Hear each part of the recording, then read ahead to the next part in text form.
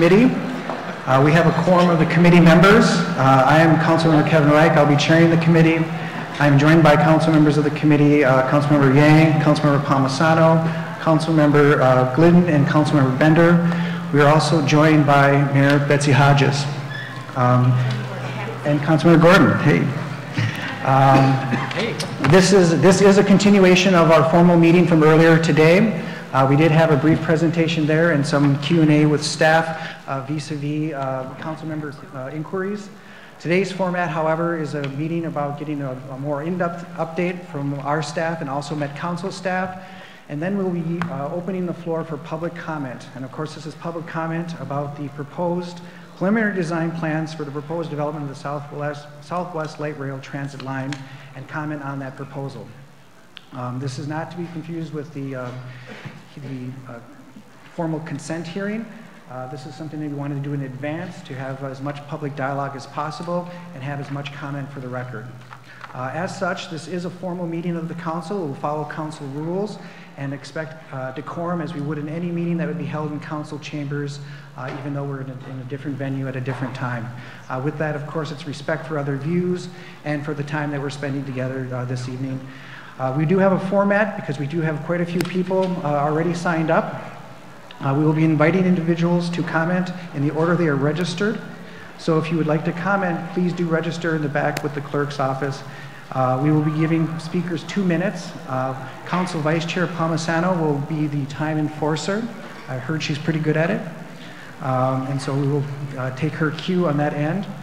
We also, if you have any documents that you wish to support your comments or you wish to reflect the public record, please submit them to the clerk as well. With that, we are pleased to welcome our partners from the Met Council who will be presenting with us. Also, we welcome other people who are elected officials. We have Met Council Member Cunningham, we have Council Member Goodman, Representative Dean, and I'm sure there are others I did not notice. Welcome all. And Commissioner Marion Green is here as well from Hennepin County. Again, welcome all, and if I missed anyone, my apologies. Before we get into staff introductions and the formal presentation, I'd like to yield the floor to Mayor Betsy Hodges. Thank you, Mr. Chair. I appreciate you having me participate in your committee meeting tonight, and I appreciate that everybody is here. As a city, we have long supported the vision for Southwest Light Rail, the vision for transit in the region and in our community, and that's why we have been at the table. But the costs to be borne by our city on this project are high, and that has to be acknowledged. Freight was to be removed. It's against, over our objections, it remains. And so our support here tonight, or our proposed support here tonight, comes with sacrifice. But the costs would have been far, far higher without the tentative agreement that we're going to see the presentation on here tonight. It would have been far, far higher. This is the most responsible way we have of moving forward. But this is for you tonight. This is for us to hear your response, for you to have the same information that we have through these presentations. I know there's some frustration about the process. I understand it. I appreciate it. Mediation was not our first option. The confidentiality that comes with it was not our first option. It is the thing you do when nothing else has been working. And that's how we moved forward. A great example of why is the ownership, the public ownership of the land underneath that freight. We had been bringing it up as a city and as a community for quite some time. Without the results that we were hoping for. And so with the mediation, we're on the cusp of securing a commitment to have that land owned by the public, not in private hands, into the future. And so it's for reasons like that that mediation was necessary. But I do understand, and I share the frustration for the fact that it was necessary. So believe me, I wish it hadn't been. So I thank you again, everybody, for coming tonight. I look forward to hearing your comments. I look forward to you getting the same information we have in that presentation. And again, thank you, Mr. Chair, for time in the committee, and thank you for convening us tonight. Thank you, Madam Mayor. We will now begin with the staff presentation. I would like to recognize Steve Cockey, the Director of Public Works for the City of Minneapolis. Director Cockey. Thank you, Mr. Chair. We have 3 presenters. All right, that's a little better. Thank you, Mr. Chair. We have 3 presenters this evening. Jim Alexander from the Met Council Southwest LRT Project Office. We have Jenny Hager, who is with the Minneapolis Public Works, and Peter Wingenius, Mayor Hodges' policy aide. Since they're going to be doing a presentation, I would ask if you could come down and sit in the audience until the end of the presentation, and then you can resume your seats. Thank you.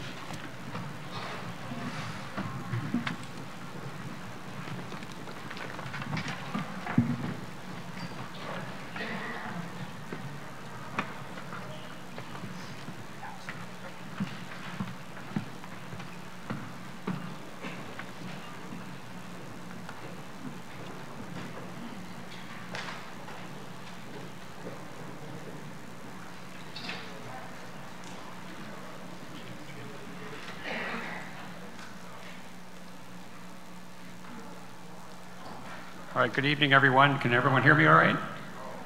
I'm Jim Alexander. I'm the Director of Design and Engineering with the Southwest LRT Project Office.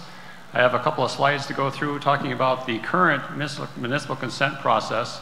Jenny Hager will follow, talking about the tentative agreements that was spoke of earlier, and Peter Wigenius will talk, and then I will finish up with next steps on a subsequent municipal consent process.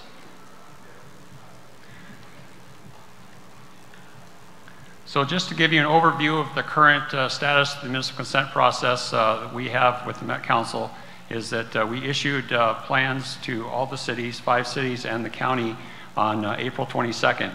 And the council and HICRA, the Hennepin County Regional Railroad Authority, held a joint hearing on the 29th of May, and cities and counties held their public hearings, namely St. Louis Park, Hopkins, Minnetonka, Eden Prairie, and the county. And this process will culminate next Monday on July 14 for approval or disapproval of the current plan set. In terms of where things are, in terms of what the cities have done so far, you can see the tabulation here. St. Louis Park has weighed in last night, and they're going to hold their vote on Monday the 14th. Similarly, Eden Prairie is on the 14th. The city of Minnetonka passed their portion of the project on the 23rd of June, and Hopkins did as well on the 17th. Hennepin County just this afternoon approved the municipal consent plans for the cities of St. Louis Park, Hopkins, Minnetonka, and Eden Prairie. And of course, Minneapolis is what we'll be talking about tonight. So from here, I'll hand it over to Jenny.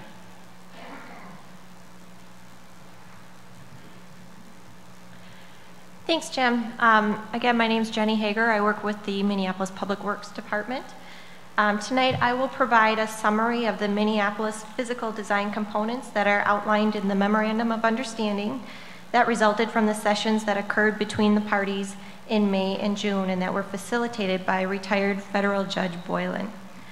Once I run through those slides on the physical design topic, Peter Wigenius from the Mayor's Office will provide a summary of the second Memorandum of Understanding that speaks to ownership in land within the Kenilworth Corridor. There are 5 main aspects of the physical design memorandum. The first is the realization of $30 million in cost savings to the overall project budget. The second is the reinstatement of the 21st Street Station. The third is the elimination of the North Shallow Tunnel. And the fourth includes a list of enhanced non-motorized connections and safety improvements. These are particularly important in Minneapolis, where large, costly park and ride facilities are not proposed and will not be built. Potential riders in Minneapolis will come by transit, on foot, or by bike, and the stations proposed in Minneapolis are not easily accessible or overly visible. And lastly, the memorandum calls for not only the restoration of the Kenilworth Corridor post-construction, but for the restoration to improve upon and enhance the existing park-like setting. This is in recognition of the corridor as an important regional and local recreational asset. and it must be preserved.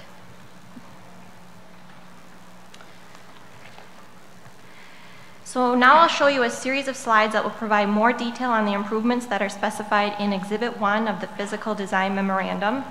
Again, our focus with these design components is to enhance connectivity and safety. Design of these elements is intended to follow the city's street and sidewalk design guidelines, which are a part of our Access Minneapolis Transportation Plan, and they include consideration of sidewalk width, planting and furnishing zones that provide buffers between pedestrians and traffic, pedestrian scale lighting, and tree planting where it can be accommodated. So starting at the West Lake Street Station, the pedestrian environment at this station area is already challenging due to high traffic volumes for all modes, the existence and need to accommodate large vehicles like buses and trucks, and numerous recreational and entertainment destinations. As a result of freight remaining in the corridor, the ability for pedestrians to walk across the corridor as they do today will be eliminated with the introduction of fencing as a safety measure. Improvements around this station area are proposed to include an enhanced pedestrian realm along Lake Street between Drew Avenue and Market Plaza, safety and ADA improvements at the intersections circled in red, a realignment of Abbott and Chowan Avenues, which will better set the stage for development. Abbott and Chowan Avenues and 32nd Street West will have an enhanced pedestrian realm, including closing some existing sidewalk gaps. And the project partners have agreed to engage in an area-wide analysis of all modes to better understand the challenges and opportunities for further improvement and enhancement.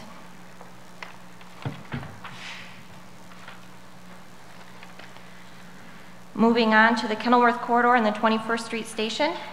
As previously noted, the memorandum includes the enhanced restoration of the Kenilworth Corridor, and that area is roughly outlined in orange.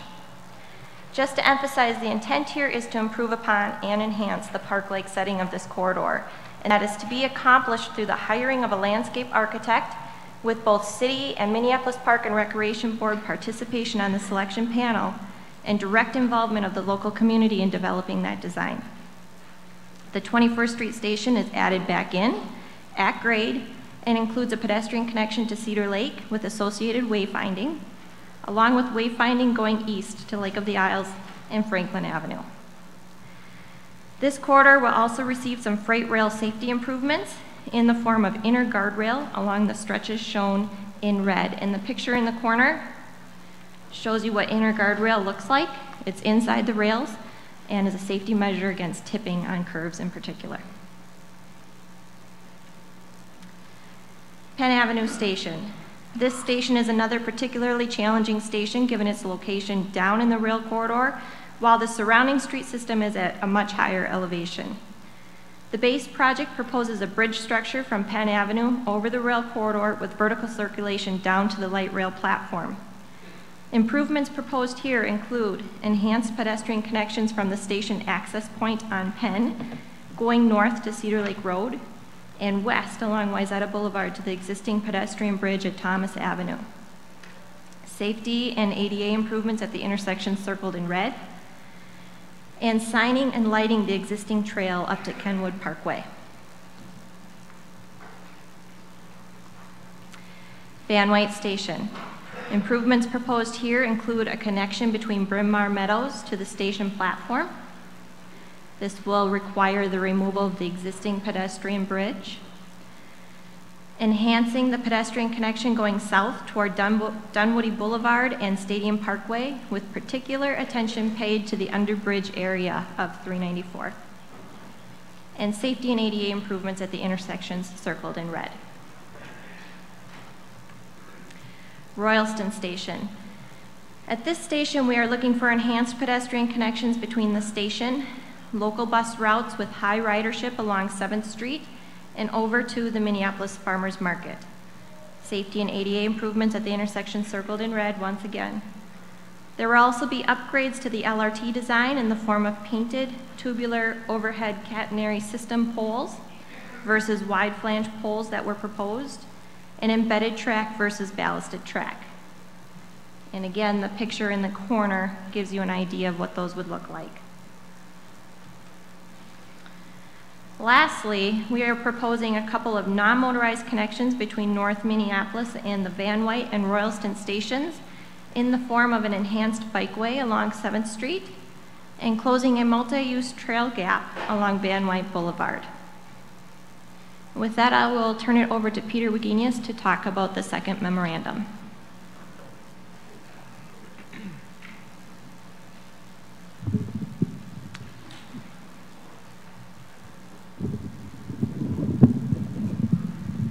Thank you, Jenny.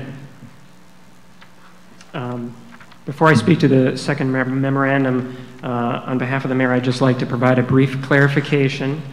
Some of the reporting on the agreement, the design agreement that Jenny just summarized, implies that the city of Minneapolis gets money from the agreement to use as we would see fit for transit improvements. That is misleading. No money will come to the city of Minneapolis.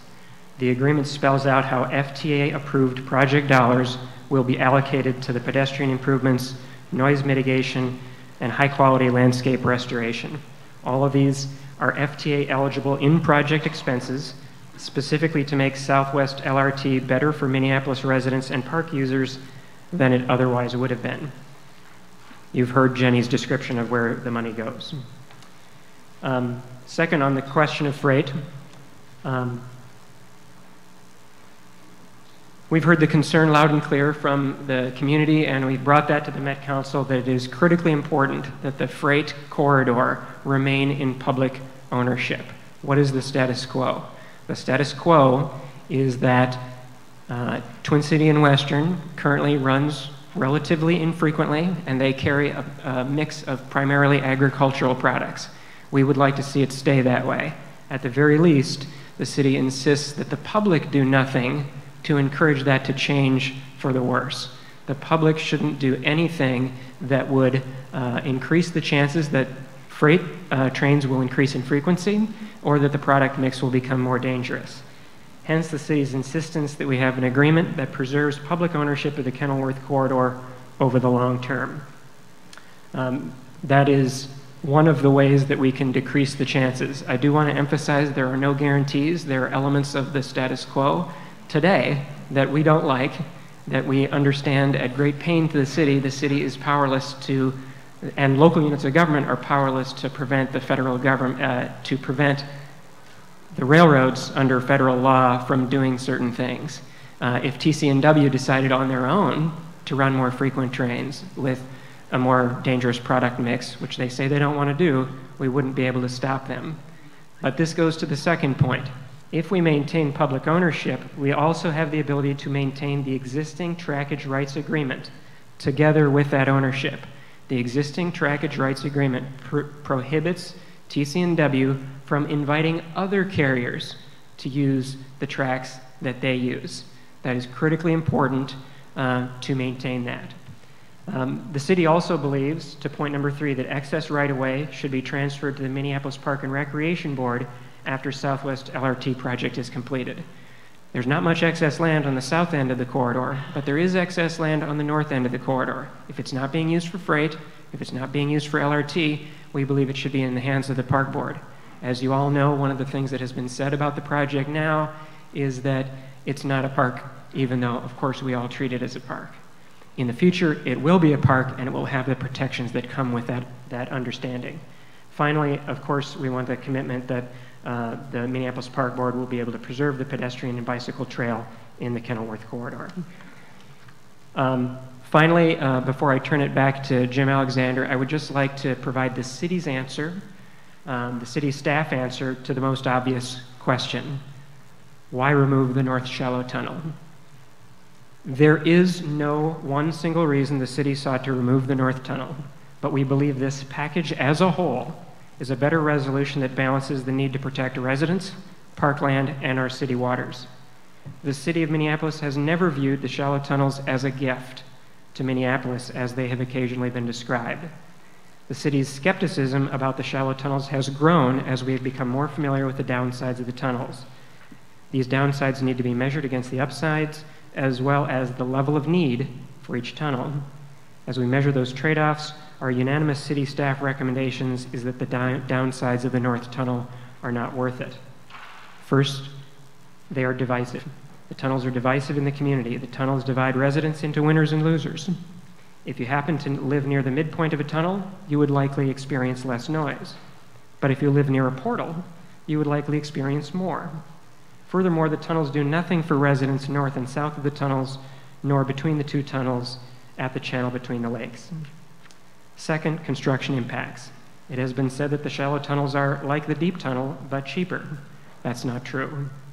For example, the shallow tunnels are built using an open pit construction method, which will require loud pile driving and noise and dust from a lot of truck traffic to remove a lot of dirt. 3, plantable space. The space over the top of the tunnel cannot have trees on it because the roots would grow into the roof of the tunnel chamber. 4, visual blight. The shallow tunnels require the construction of, in total, 1,000 feet of lineal crash walls, retaining walls. Unlike the trains, which are less frequent on evenings and weekends, the visual blight of these tall walls, which are estimated to be approximately 8 feet, 6 walls on 2-foot berms, would be present 24 hours a day, 7 days a week. This would be particularly impactful from the channel northward, which is the more wild and natural segment of the corridor. Finally, project certainty. The residents of the corridor have already experienced one promise, the promise that freight would be removed, going unfulfilled. We do not want to set up residents for another disappointment. In effect, we are letting go of an amenity of questionable value in favor of a greater degree of project certainty regarding freight ownership, the quality of landscape restoration, and the set of critical pedestrian and corridor improvements without which we believe the project would be substantially less accessible and attractive. Which begs the final question. If that's how we feel about shallow tunnels generally, why keep the south tunnel? In short, there are major differences between the north and south shallow tunnels. First, narrowness. The south part of the corridor is much more narrow. So narrow that if the south shallow tunnel is not built, the Kenilworth corridor ceases to exist. There are no comparable substitutes. Number 2, the south tunnel is necessary from a transportation perspective, both to maintain the second most well-used bike trail in the city, second only to the Midtown Greenway, as well as to provide at-grade crossing at Cedar Lake Parkway, which we believe is going to be safer and more acceptable to the community. Preservation of homes. The south tunnel mitigates the need to take the Cedar Lake townhomes, which would displace numerous residents.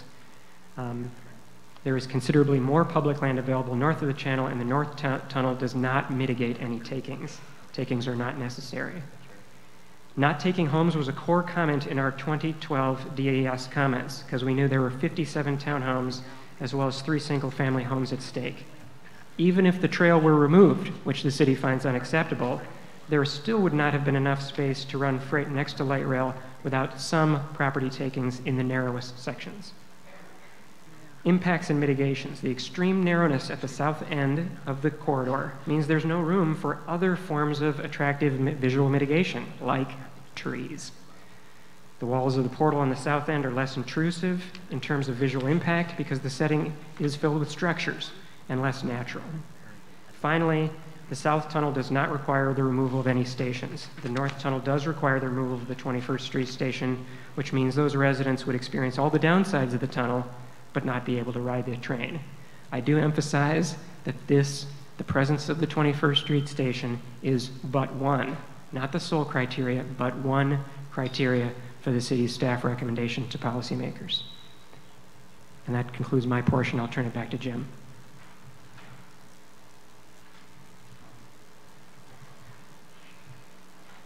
All right, thank you, Peter. I wanted to talk about next steps. So if we now think about the first part of the municipal consent process that culminates on the 14th of July.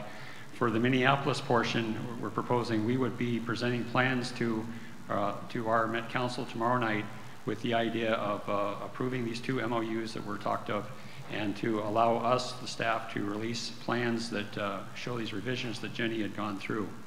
And so, presuming our council does approve that tomorrow night, that'll be in downtown St. Paul, we would move forward with submitting plans on the 10th to the city and county. We'll also submit those to various libraries as well. And that would follow with a 30-day period for those plans to be reviewed by the city and county and we would hold a joint hearing with Hennepin County and the Hennepin County Regional Railroad Authority on the 13th. That would be followed by Minneapolis would be holding a hearing on the 19th of August. And technically, as the statute is written, 45 days after that joint hearing, this municipal consent process needs to culminate in approval or disapproval by the city and county. And that would be by September 27. So in terms of opportunities for public testimony on this, on these revised plans that will come out on Thursday, on August 13th, as I mentioned, that joint hearing, both Hennepin County commissioners and Met Council members will be there at that session to hear public testimony. And Hennepin County Board will take an action on the 19th on those revisions in Minneapolis. And same day, Minneapolis will hold their public hearing, and Minneapolis is scheduled to have an action on August 29. So one of the questions maybe coming up, as we've heard before, is why does this have to happen now? Why can't we have more study and figure maybe another plan? Well, this is on the Federal Transit Administration's docket in terms of we're looking for half of the funding from the federal partners here, and we do have a timeline to be cognizant of. We are owing a project update in early September to the FTA on the project, and it'd be very important to have this full complement of the project with Minneapolis in that scope and budget to be submitted to FTA in that timeline.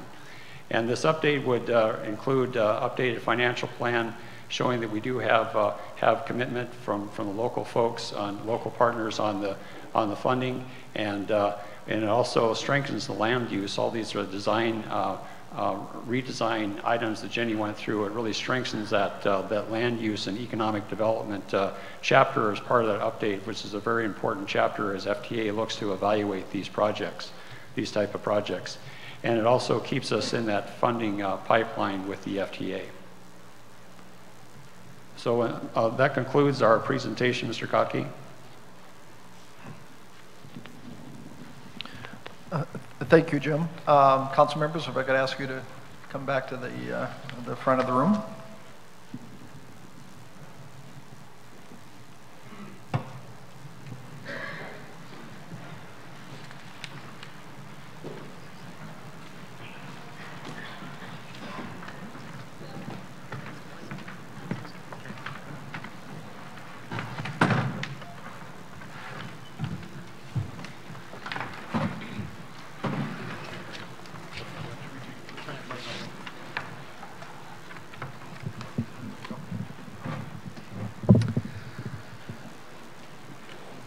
Thank you, Director Kotke and staff members for that presentation. With that, we'll move to the public comment portion of tonight's meeting. Tonight's meeting is specifically structured to give members of the community an opportunity to comment on this proposal. It is not intended to be an interactive discussion. I remind everyone that we will take speakers in the order in which they are registered. If you want to address the community tonight and haven't already done so, we invite you to step outside of the auditorium and sign up. We have 2 microphones, and we will be hoping people can file in based on your number, odd and even. I will point to the microphone for even, and now I will point to the microphone for odd, and that was how we'll proceed. We'll also proceed in order.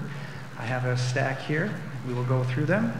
We have 2 minutes. Hopefully we can respect that time. There's no penalty for going under 2 minutes.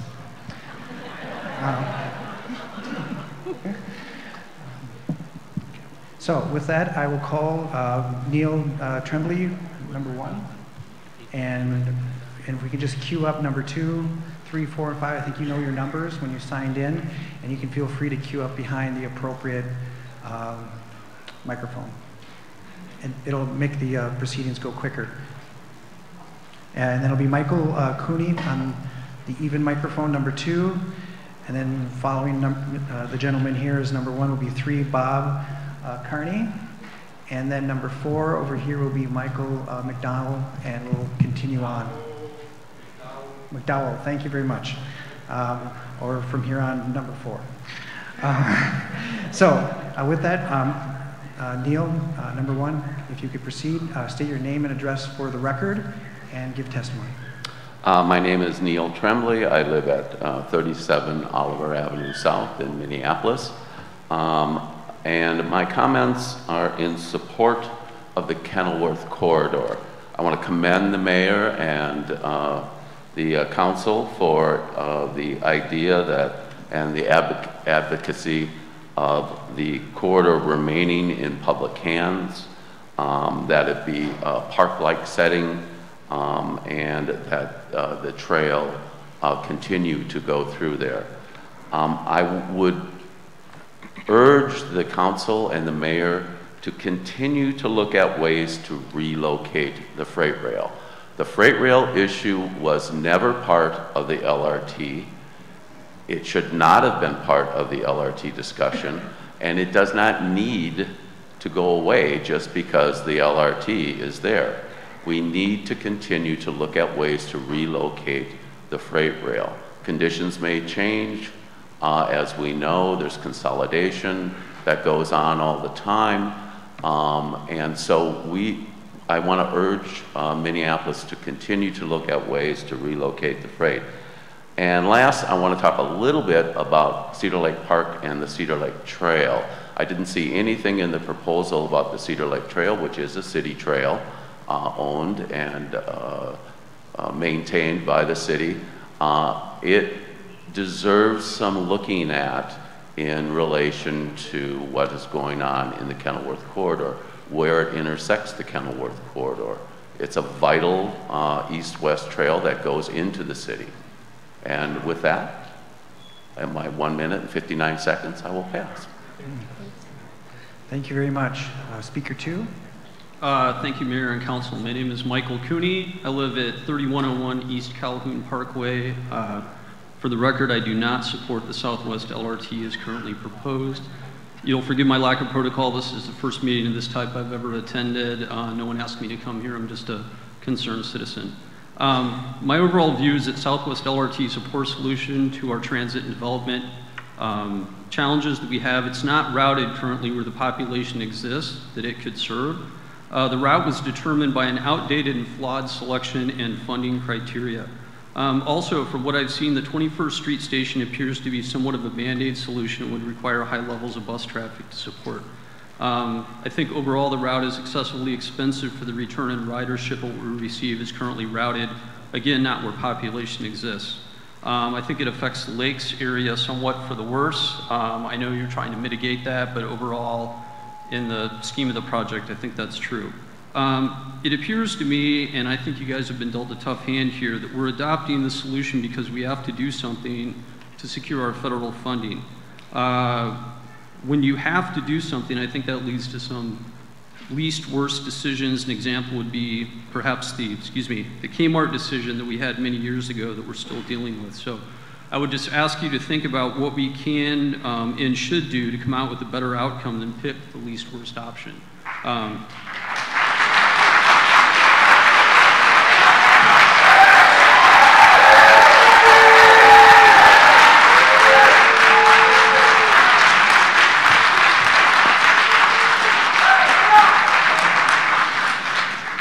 I'm probably over my time, but I didn't ask for that. So I know that you've been very patient in listening to us tonight, but I'd just like you to think about, and my request to you would be to remember that history ultimately reflects upon us for what we do, and not only for being good listeners. So we put a lot of trust in you guys, and I hope that you do the best you can and the right thing. Thank you. Thank you. I will note that applause will eat into the speaker's time, so out of respect for speaker's time, I hope you could hold applause and let the comments reflect your opinions that way. With that, we have Speaker 3, Mr. Carney. Hi, I'm Bob again, Carney Jr., Minneapolis 4232 Colfax Avenue South. With all due respect, I'm going to turn and speak to your bosses, we the people. These people work for us. I am here to tell you what we can do to stop this crazy plan to spend $1.7 billion to run a light rail system through a park where there are no people. Part of this is the municipal consent process. I'm sorry to say, but I think that the council members here and the mayor are trapped in a gigantic web of money. You cannot serve God and mammon. I'm afraid to say these people are serving mammon. And I want to work with them to help them on that, but that is the reality right now. The way that we can fix this problem is by the ballot. We have elections, and there's one coming up. There are 3 offices that are involved in this. County commissioners. We have a 5-county group of transit improvement, and any county can leave that group and not pay for this. And if they do leave it before the Southwest Light Rail is launched, their residents are not responsible for paying. If they don't leave it, they're on the hook. Dakota County is already talking about leaving it. That's $500 million of money going to this project. So get the counties to bail out on it. Second, the legislature. If the Republicans gain the legislature, I can guarantee you that there will not be any money in the state budget for this. That's the second way to stop it. The third way is to elect a governor who will appoint a new Met Council and shut this down. These are our alternatives. I hope that you'll all work with me to stop this crazy plan. Thank you. Thank you. We'll now proceed to Speaker 4. All right, so move this up a little bit. Okay, so my name is Michael McDowell. I'm the transit organizer with Neighborhoods Organizing for Change. We're gonna take this out because it's not working. Okay, so get my talking points ready. All right, so yeah, first of all, no people of color clapped for that guy. It was just all white people clapping. So anyway, my name is Michael McDowell. So my name is Michael McDowell. I work with Neighborhoods Organizing for Change, and a little bit what I do, I'm the transit organizer there, and so I'm organizing transit riders to have a voice in transit policy, so I'm riding the bus on a daily basis, and I'm talking to transit riders. And a lot of what the folks on the north side have said they wanted to see change in the transit system and seeing change in the community and come out of Southwest Light Rail is, I'm riding the buses and folks are saying that the cost of fare is an issue. They're saying that the lack of amenities is an issue. They're saying that the lack of service is an issue, and if the Southwest Light Rail is coming through their neighborhood, they want to be connected to it. And so I've been working with the People's Transit Coalition, and we're a coalition of community-based organizations, and we've worked and crafted this community benefits agreement, and it's this equity document that pretty much discusses how equity can come out of the Southwest Light Rail project, and a lot of the things that have come from the community are directly in that document. And the only thing I've seen from that document is the 21st Avenue Street station, and that's awesome. It's gonna benefit the south side of Minneapolis. But what are we gonna do to benefit the north side of Minneapolis that the Southwest Light Rail is gonna be going directly through? And so what I wanna see implemented is I wanna see stuff that talks about connecting routes to the Southwest Light Rail for the north side of Minneapolis. I wanna see greater amenities coming out of the Southwest Light Rail. I wanna see better service. And I also wanna see like a reduction in fare. And we're talking about Kenilworth folks, and 90% of that community is not gonna use the light rail. We need to be focusing on the folks that are gonna use it, the folks that already use the system, and they need to be in the room, and where's their voice? So, we said that we don't want, the city of Minneapolis, Peter Wagenia said, we do not want to set residents up to be disappointed. And I also want to say, we also don't want to set residents up to be displaced. We don't want to set residents up to be gentrified. We don't want to set residents up to... Thank you. All right. Thank you, sir. Yep. Thank you. Greater equity coming out of the Southwest Light Rail document. Yeah. Thank you. The project, yeah.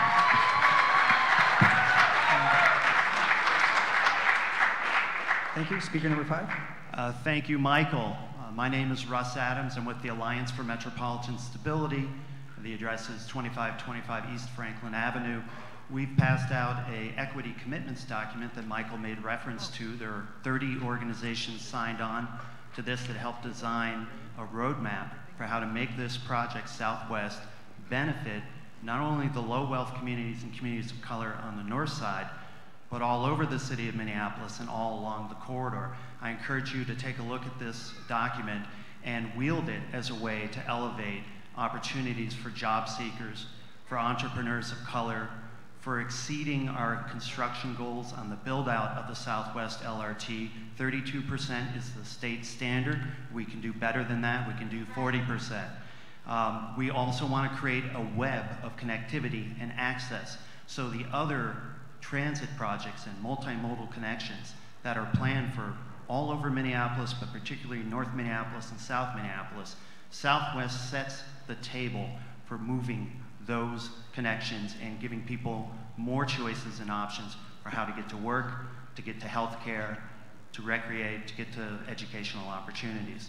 So this document, we encourage you to read through and to sign off and to join us as strategic partners as we move this among Hennepin County leaders, among the Metropolitan Council, with our federal officials, with a lot of support from Congressman Ellison's office, and to move this in such a way that we advance an equity agenda and we take a good project and make it meaningful for the folks who are the most transit dependable riders you have. And that's the folks, some of the folks that are here tonight. Thank you. Thank you for your comments. Speaker 6. Hi, my name is Avi Vishwanathan. I am the Higher Minnesota Campaign Director, 2525 East Franklin, Suite 200. Thank you for the opportunity to be able to speak to this today. I'm going to follow up on Russ here talking a little bit about the equity commitments document that he referred to. He talked about using it, wielding it, using it as a tool to help move forward to create and achieve equity in respect to this project. And we are grateful for Council Members Glidden and Reich and the Mayor's Office for their work in holding up equitable principles as they move forward in negotiations and work with the Met Council. I'm going to focus today on the issue of employment equity.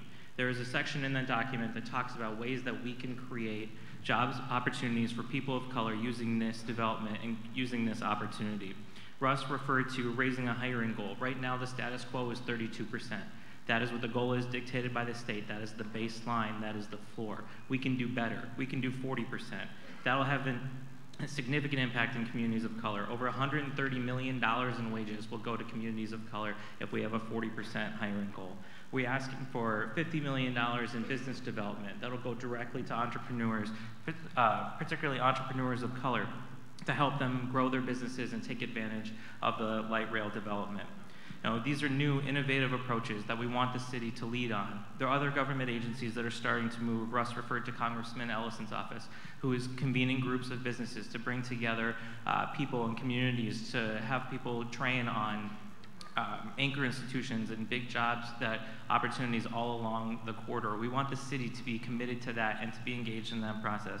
The Met Council tomorrow is going to be talking about their transit equity plan. It's time for the city to make those commitments, and over the next 30 to 75 days, whatever long it is, we're going to keep these conversations going, and we're going to make sure that there is a commitment along with this process and this project to ensure equity. Thank you. Thank you. Mr. King? Madam Mayor, members of the committee, thank you for the opportunity to testify tonight. I'm Louis King, President and CEO of Summit Academy OIC. I proudly work with the people that you see sitting next to me who represent the 100 Hard Hats and Higher Minnesota. I want to applaud them for their work. Normally, I carry Sir, with me before you get started, could you please state your address for the record? 935 Olson Memorial Highway. I was sitting here in 1989 for a 3-year tour as an Army officer. Clearly, I made somebody mad. 25 years later, I'm still here. I normally carry a 1935 planning map that shows a designation for North Minneapolis. It reads, Negro section, slum, largest in the city. 80 years later, practically nothing has changed. We practice economic apartheid. North Minneapolis is an economic desert.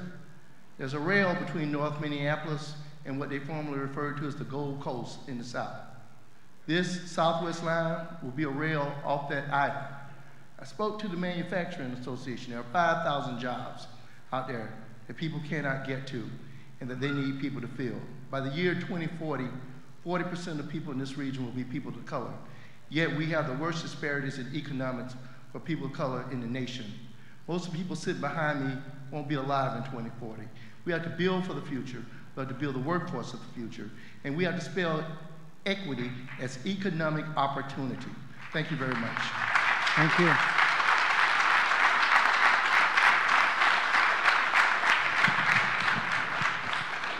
Speaker 8. Hi, my name is Joanne Hager. I live at 1419 39th Avenue North in North Minneapolis. Thank you for having this public hearing tonight. Thank you, Mayor Hodges. Thank you for City Council members for serving and for leading. And I just wanted to show my support as a North Minneapolis resident for this project. I also wanted to thank Hire Minnesota and NOC for the role that I feel that they're playing in making this, making some of the key decisions around equity first and foremost on their agenda. I applaud that.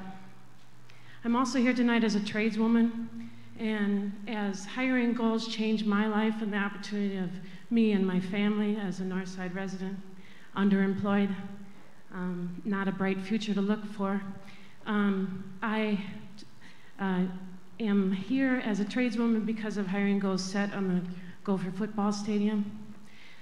I too saw the equity plan of a 10% for female hiring goals. I would hope that we could even do better than that. Right now, the state has a 6% for hiring goals, thank you. And the last I checked, we were 50% of the population. We need that opportunity and we need access to those jobs. As many in my neighborhood could benefit from this, I'd like to see them extended the opportunity. So I would like that point of the equity plan to be richly considered, as well as I would like it to be richly considered on future projects for the city of Minneapolis to participate in. Thank you for your time. Thank you. I will call for Mary Paddock, Speaker 9, and then also just put on notice Amity Foster, Speaker 10, Speaker 11, Julie Donnelly, and Speaker 12, Gerald Savage, Speaker 13, Jake Werner, and Speaker 14, Harry Savage. Just giving you a heads up to queue, and we can keep things moving along. With that, Speaker number 9. Thank Welcome. you. My name is Mary Paddock. I live at 2782 Dean Parkway. My property is not directly affected by this proposal. Minnesota law that enables light rail requires that an environmental impact statement be completed before municipal consent is sought. So does federal law. Obviously, the purpose of these policies is to ensure that decision makers are fully informed before being asked to agree to a project that will have extensive environmental impact. It is also obvious that members of the public need an environmental impact study to be fully informed before speaking at public hearings like this one and any to follow. But there is no environmental impact on this proposal. There are previous studies which studied different scenarios. My question is, will you demand that the Met Council follow the law of the state and the nation and complete an environmental impact study before the City Council votes on Southwest LRT? I have a second question. Minneapolis voted against Southwest Light Rail on the Met Council, 14-2 vote, but it was greatly outvoted by the suburban representatives.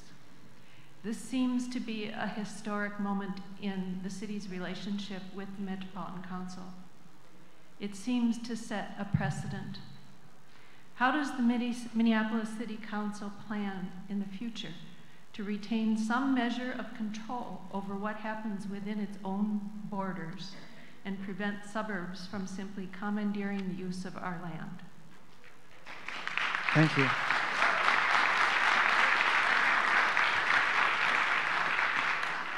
Speaker 10. My name is Amity Foster. I live at 1605 2nd Street Northeast, and I'm a member of Neighborhoods Organizing for Change. I also work at Isaiah. I take the bus every day from Northeast Minneapolis to St. Paul. I do work in North Minneapolis and the suburbs. I have walked in negative temperatures waited in negative temperatures with no shelter. I wait at stops with no signs now. The bulk of these are in North Minneapolis. There's a huge opportunity for the Met Council to build better transit equity in North, that the Southwest Light Rail can help do that if there's connecting buses, if there's better bus shelters that have heat, if fare is lowered, and if we put in streetcars. I know the Met Council has a transportation equity plan on deck. I want the city and I want the council to remember that when we talk about equity, we are talking about people's access to jobs, to housing, and to better lives and the bigger community. Thank you. Thank you.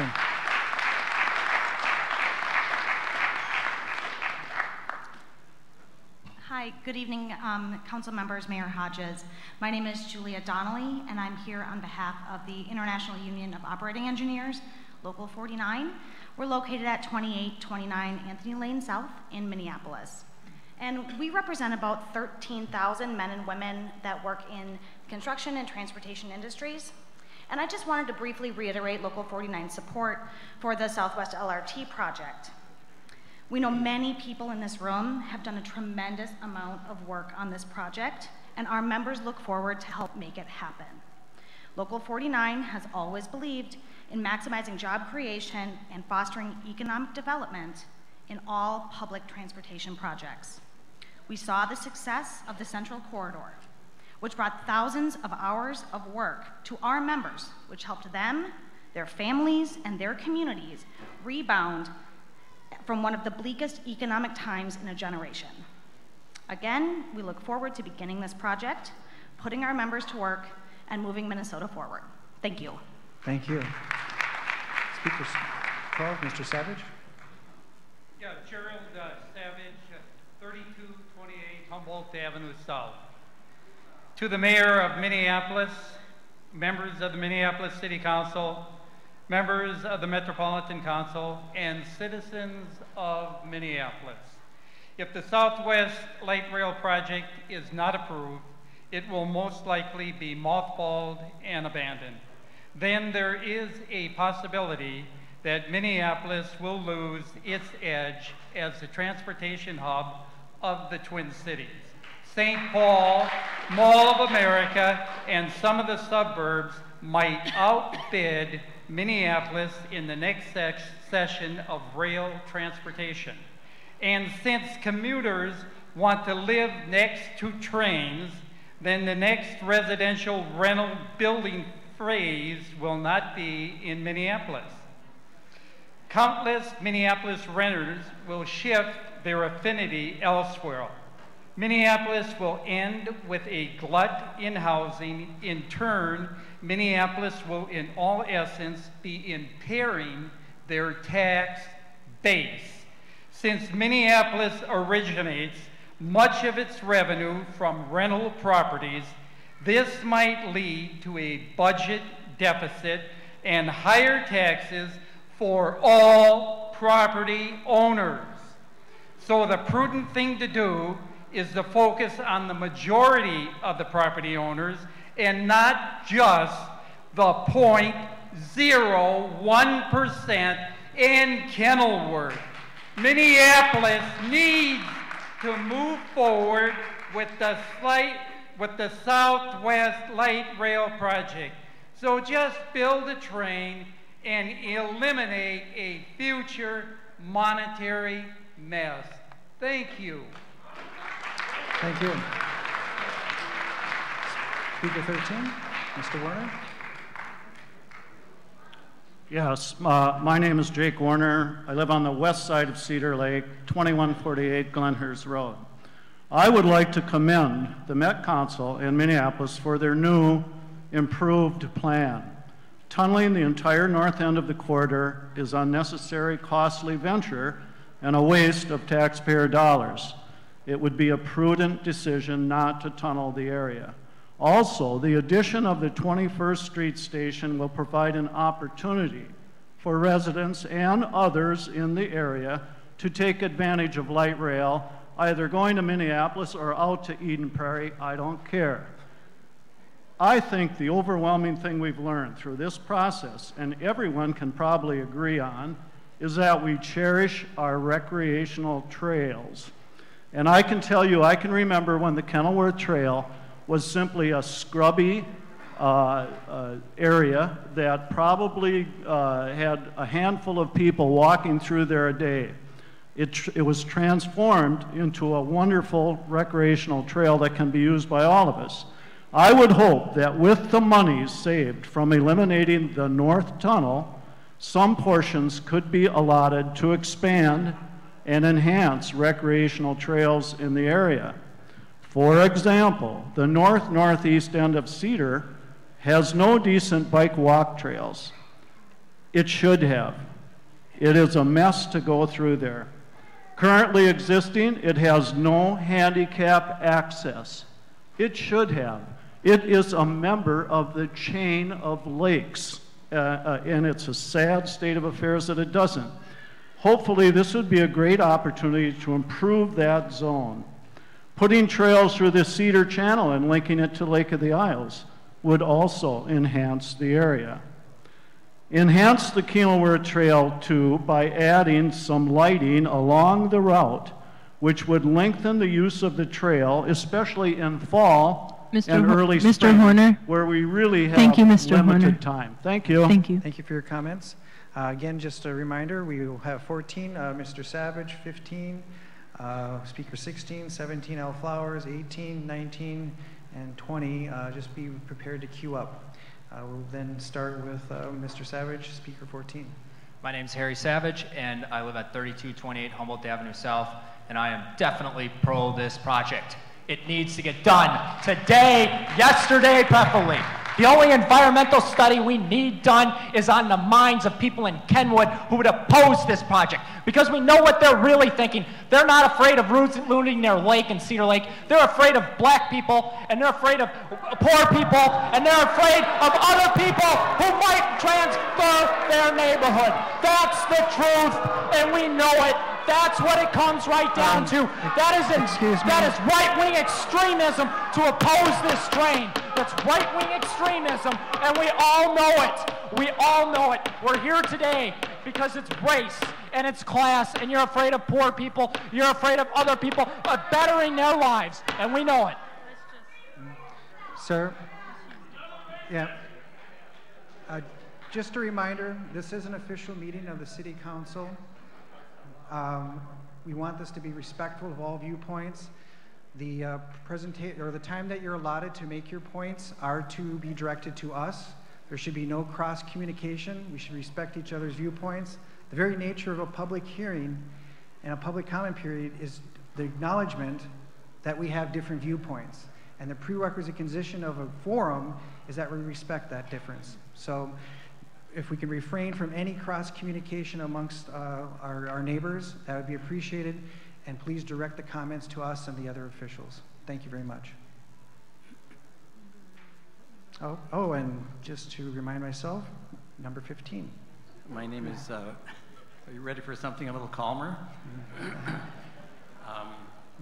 I'm Richard Adair, 200 Upton Avenue South, and I'm going to direct my comment. I'm speaking in favor of the proposal, and I'm going to direct my comments to the City Council, particularly to the new members, and I'm going to give you some sympathy for the idea that early on in your career you need to make a really big decision on something that isn't perfect. It represents a compromise. Maybe the best thing that can be said about it is it's an example of American democracy and all its glorious messiness. So one way to approach this might be, I'm just making a suggestion, to ask yourself, am I an ideologue or am I a pragmatist? I think there's place for both. Ideologues tend to care about their principles, and they want to, they usually say no unless something is pretty darn close to perfect. Pragmatists recognize, as Mr. Tremblay started out with, that you can move the ball forward now, and then you'll probably get another chance to move it forward in the future, particularly regarding the freight rail stuff. So I'm hoping that you're pragmatists. If you are, you can go to bed at night knowing that thousands of people got home from work earlier every single day. Many of them are parents. That you did what you could do to reduce greenhouse gas emissions from automobile tailpipes. That you addressed racial and economic disparities in this city. And finally, that you didn't rest on your laurels, glorying in the 20th century version of Minneapolis as a city of lakes and parks, but you built infrastructure for our descendants, and they will thank you for that. Thank you for your comment. Invite Speaker Assistant, Mr. Stark. Hi, my name is Pastor Paul Slack. I am president of Isaiah, and I pastor New Creation Church at 1922 25th Avenue North. As people of faith, we believe God calls us to create prosperity, health, and wholeness for all people, and our transit system can and must serve as an engine for prosperity and equity. We understand that this deal has been cut. What I am not certain about is whether transit equity is truly at the center of the decision. We're still looking at that, and certainly that is our hope. The conversation from our perspective is not about winners and losers, but it is rather a story about public decision making and whether children, families, and communities are at the center of these decisions. We ask ourselves these fundamental questions and believe all public policies and dollars need to ask itself of these fundamental questions. How would this particular project create racial equity, unite us rather than divide us, and create prosperity for all?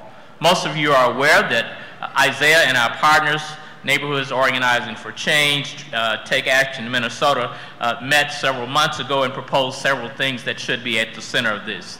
They are as follows: bus service connections to the north side from Penn and Van White stations, bus shelters that actually shelter people. They need to be there, and they need to provide real shelter from people from the inclement weather. Better bus service, faster and more frequent. Lower fares. An aspirational goal is actually no fares at all, so that we can really serve the people who actually need to use the line. And then also taking diesel train storage in Bassett Creek Valley off the table completely, once and for all. We believe the best possible outcomes for public decisions that affect low-income communities and communities of color happen in partnership with them. It's not certain who was actually involved in this decision-making. How were the Northside community members a part of creating this deal? We know that Met Council is proposing some equity planning coming up, but frankly, it looks rather weak. Amen. All right. Thank you. Mr. Flowers. Yes, I'm going to turn around because I want to say to the people of Southwest, as an African American and watching what's going on in our community, and they tell us about equity. They said we're going to get... Sir, if you could first state your name and address. Al Flowers, 3106 Chicago Avenue, but do a lot of work on the north side.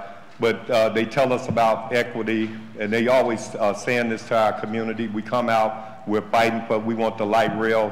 We don't know. I don't know what's going to happen with the light rail, but they told us about equity. And so I'm not here to battle with Southwest or Kenwood or any community.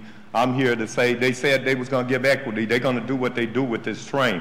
But I just want y'all to look up, Google up the map and look at these shots fired in the African American community. I had a terrible 4th of July as an activist. And I'm saying when they get through, whatever happens, whatever decision comes down, I hope y'all help us hold them accountable for this equity that they telling they're going to give us. And so then now I turn it back around to the city council and the mayor and say, we do want equity. We do want things to happen, but we don't want to be, as an African American, I'm not trying to battle them for equity. We can do this without the battle. I don't know what's going to happen here, but I know these shots fired, everybody know, is in our community, in the African American community. So I ain't got time to, I don't want to be in the race baiting game to put us against the South, everybody, mostly white community over in Kenwood. I know what's over there. So I'm not here as an activist to fight them. I'm asking you, you telling us equity? We really want equity, and so give us a real plan, the Met Council, Hennepin County, give us a real equity plan that we can look forward to in years to come. No battle with Southwest from me. as an activist. I say that to y'all again, and thank you. And I hope we get what you saying we're going to get. Thank you. Speaker 18, Mr. Deering. Phil Deering, 1074 Cedarview Drive in Minneapolis. I wanted to take a minute to thank the mayor and the staff people for a very thoughtful set of new plans and courageous support of the Southwest LRT in the face of a small but very, very powerful minority who has been opposing it. Speaking personally, I live in Bryn Mawr. I work out by Mall of America. I take the Blue Line to work regularly. It's fabulous. It goes very close to a number of houses. I would encourage people who are very, very concerned to ride the train a little bit and see that the neighborhoods that it goes through today remain intact. And then finally, I want to speak very much in support of some of the enhancements that the MOU carry out. As I get older and less able to get around, I very much look forward to being able to get downtown easily and quickly. A combination of bicycle and LRT is great. Penn Avenue is still really underserved by buses. There should be better access for the southwest part of Minneapolis to get downtown, better lighting on the trails, and again, thanks for the support of the project. Thank you for your comments. Speaker 19. My name is John Hartwell. I live at 3228 Humboldt Avenue South, Minneapolis. What I would like you people to do today is go home and see if your water is still flowing out of the faucet. If we keep on doing this, folks, if we keep on spending $1 billion here for stadiums, light rails, and every other foolish instrument that comes our way, we're going to end up like the city of Detroit. They're already starting to turn off the water in Detroit, and other words, they're saying once the water goes, the people are going to just disappear. A few months ago, I was here in front of this same audience. I proposed instead of a light rail, we stop over at Key Cadillac, purchase 5,000 Cadillacs at $60,000 a piece, and give those to the people of North Minneapolis so that they can get to work a lot faster. What I'd like to do is upgrade that. A couple of weeks ago, there was a program on 60 Minutes. There they're talking about a Maserati automobile at $4 million a piece. Why don't we do this? Instead of the Cadillacs, why don't we give out, I think my figures are right, 437 Maseratis, $4 million a piece, and distribute that to the people in North Minneapolis. By the time anybody else in the other automobile has traveled two blocks, the Maserati will already be past the South Dakota border. So this sounds ridiculous. I understand it, but no more ridiculous than us turning into another Detroit. Thank you. Thank you. Before the next speaker comes, I will just list off people to get in the queue. Speaker 21, 22, 23, 24, 25. Be prepared to speak and queue up, but we'll now yield the floor to Alexis Penny. Good evening, everyone. Alexis Penny, 3306 Humboldt Avenue North. I'd like to say thank you, Mayor Hodges and council members, for having this public hearing. I'm sure we're all eager to have this conversation, so thank you. First and foremost, I'd like to say thank you so much to the partners involved with this tentative agreement. There's a lot of work and effort that went into it, and we should at least acknowledge that, despite our disagreements. So, and I also want to say thank you to the parties involved that went back to look at this project to address issues of equity regarding Southwest. For example, Met Council, their regional transit equity plan calls for increased bus stops, redoing bus shelters, and making sure that we also have BRT, LRT investments for underrepresented groups and families that are going to use this line in the future, and the lines to come after that as well. And I want to acknowledge the fact that not everybody got what they wanted out of this deal. There's no doubt about that. No qualms about that at all. But what I wanted to say that it's going to take each and every one of us working with our elected officials to make this a successful transit system for our region and for the future to come after us.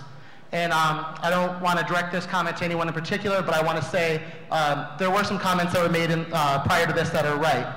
We do need to look at our stakeholders in CTIB and our legislature, and I just want to say that I think people in CTIB are going to hold firm and do what's right to make sure that this project goes forward, and that you all should go out and vote in August and November to make sure that our legislature stays democratic and that we can have the investments that we need in our transportation. Thank you so much, you guys. Have a good evening. Thank you. Thank you. Speaker 21, LaShella Sims. I'm LaShella Sims, a resident of North Minneapolis, 915 Upton Avenue North. I'm also an organizer with MICA. First, let me say I'm highly agitated and resent the racial slur that number 19 said and did. This is the second time he's done it in a public setting. Let me say, I do want the light rail to come into existence, but not at any cost. When you take this approach, you leave out good ideas and good people.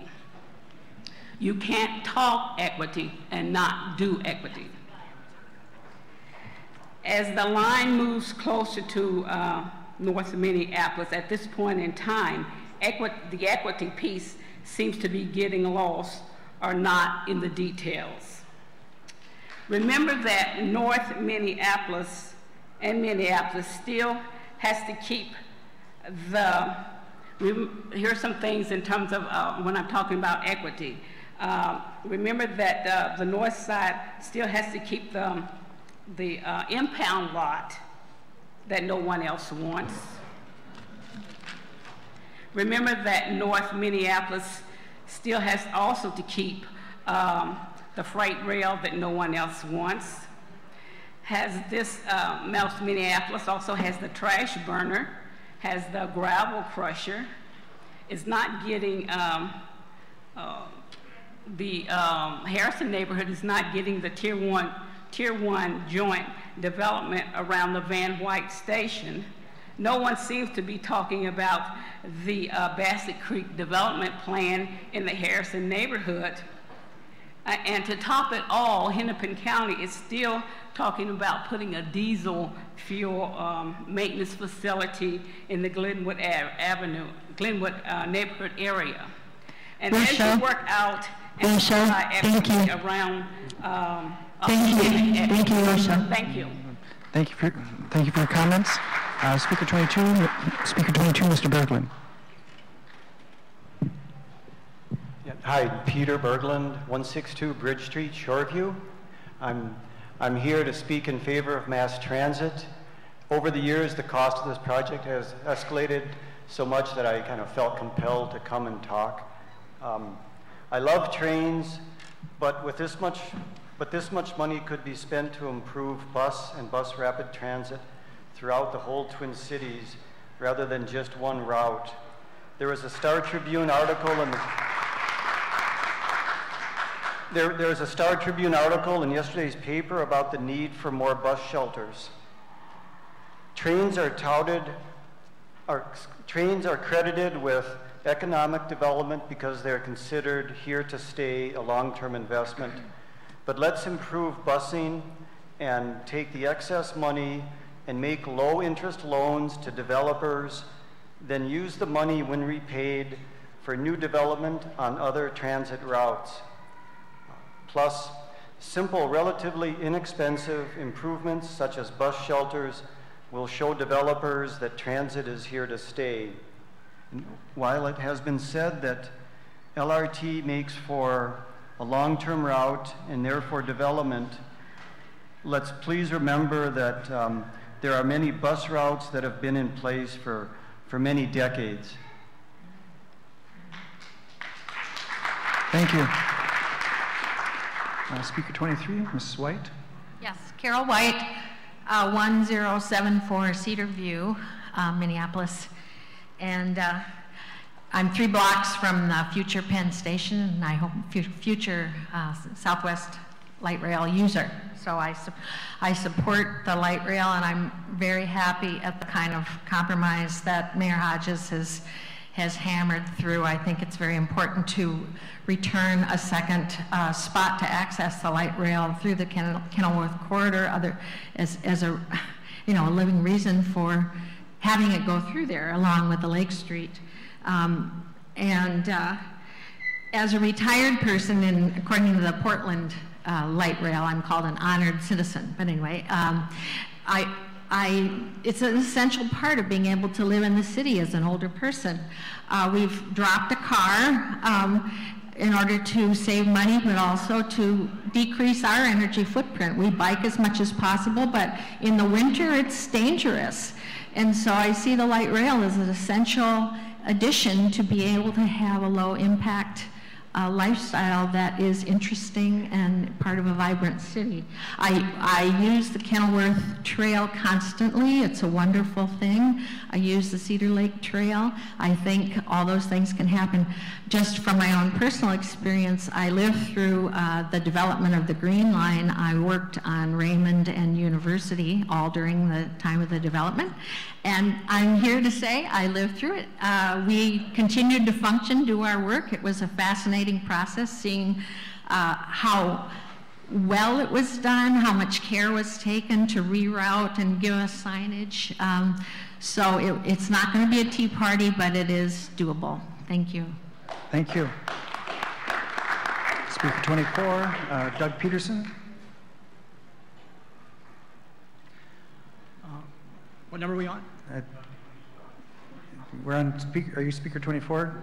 I'm 24. Okay, and let me just cue folks up. So we have 24 about to speak, Mr. Peterson.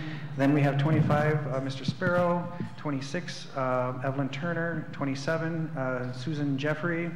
28, Mr. or Mrs. Nelson. Number 29, Josh Nelson. And number 30, Roland, well, number 30. So, beginning with speaker 24, Mr. Peterson. My name is Doug Peterson. I live at 3315 St. Paul Avenue in Minneapolis. I'm not in favor of the suburban light rail trail, or light rail transit. If that has to go through, I'm in favor of a deep tunnel. And if no deep tunnel, I'm in favor of 2 shallow tunnels with proper investigation to determine whether or not those are safe for our environment. At any rate, the thing that has to be preserved in this whole thing is one of the best park and recreation systems in the entire nation. I've lived in the city for over 50 years, and I use these parks and trails virtually every day. One of the speakers and the staff indicated that possibly sometime later in the future the rail will go away. The rail will not go away. I would urge each of you to take a look at the rail agreements over the last, from the late 1970s through the 90s, where HICRA, Peter McLaughlin, and the Hennepin County Commissioners gave away virtually all of the rights to the railroads. We can now no longer terminate railroads' use of the Kenilworth Tunnel.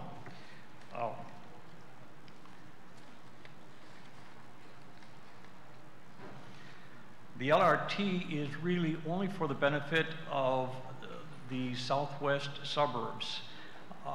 When you take a look at what the southwest suburbs are talking about, they say that they've got all these jobs for all these people in Minneapolis. They have not invited any of the minorities in Minneapolis Mr. Peterson. live within their cities. Thank you for your thoughts. And thank you for your comments. Mr. Sparrow? Yes, I'm Captain Jack Sparrow. I live at 3522 Bloomington Avenue South. And I'm also a candidate for County Commissioner District 4. A few weeks ago, I was at a press conference held by former Representative Martin Sabo. He's a Democrat who has represented his district for about 30 years. He described the idea that this Southwest Transit line would provide equity for North Minneapolis. He described it as despicable and laughable. And after looking at it, researching it, I've come to the same conclusion. This is a billion-dollar boondoggle that needs to be stopped. But I don't want to just be a naysayer. I also want to talk about what an alternative. If we're against something, let's talk about what we're for. A plan has been put forward by Bob again Carney about the transit revolution. This does provide 5-minute bus service. When a bus passes, you can look down the street and see another bus coming. It's a much finer grid. He's talking about metro mobility-sized buses that would actually get people out of their cars. So let's at least look at that plan. Let's look at that plan before we start talking about spending $1.6 billion on this billion-dollar boondoggle. Thank you for your comments. Speaker 26. Evelyn Turner, 2436 Sheridan Avenue South. I've lived there for about 25 years. I was promised, the neighborhood was promised by Hennepin County that the freight rail would go away. When? Because that corridor was needed for transit. It was a transitway corridor. I think at that point even you couldn't have trains. It was against the state law. And we've lived there, my husband and I have lived there, and we accepted that. We'll get LRT, we'll get a station, because Kenwood's a transit desert, but the freights will go away. Well, suddenly, and I'm really disappointed. I mean, what you mediated, you gave everything away. What you're getting is piddly.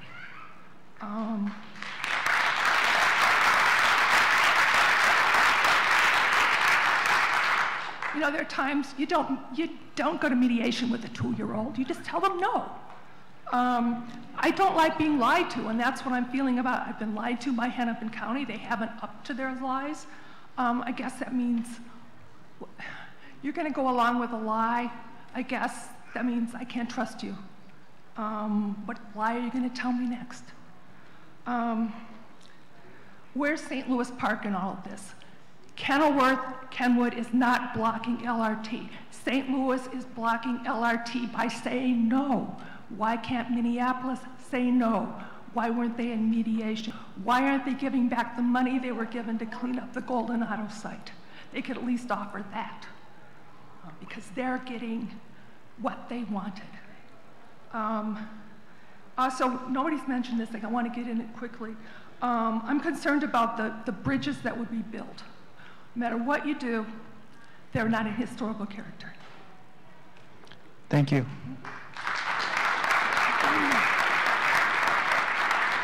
Speaker 27, Ms. Jeffrey.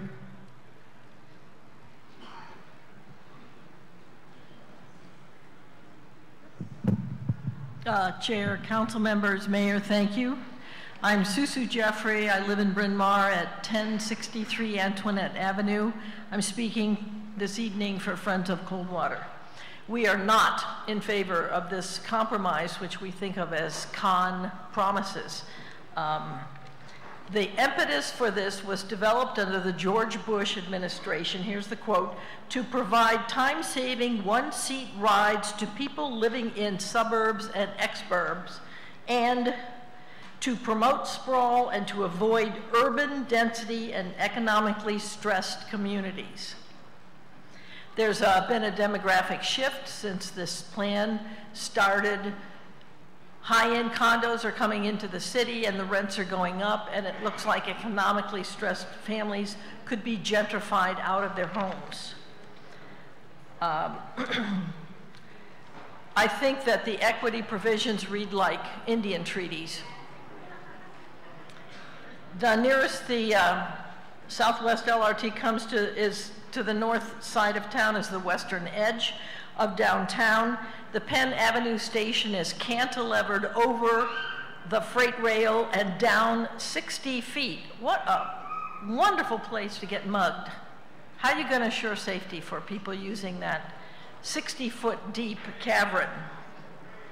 The Van White Bridge is near access to westbound 394. Royalston Station is near the farmer's market. This is not anywhere near Northside housing. Nearest is a quarter mile. Spearheading this problem is the appointed members of government who seem to be pushing urban versus suburban stuff, and the urban stuff is losing. I'm concerned that there are so many appointed people in this process, and you know, we can't vote them out.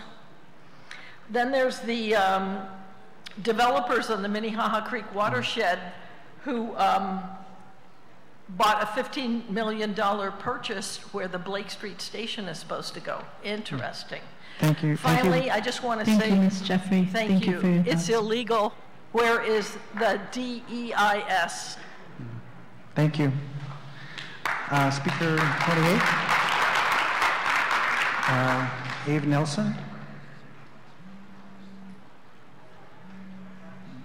Speaker 28, Abe Nelson. Okay, we'll be skipping over to Speaker 29, Josh Nelson. Josh Nelson. Okay, Speaker number 30, Roland Freyer.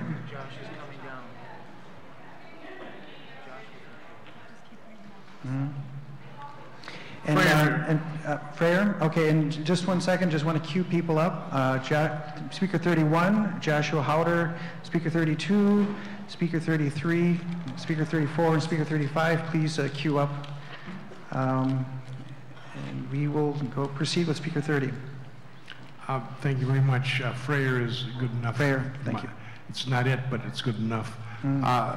I'm Roland Froyen. I've moved here from Stearns County. I live at 215 10th Avenue South.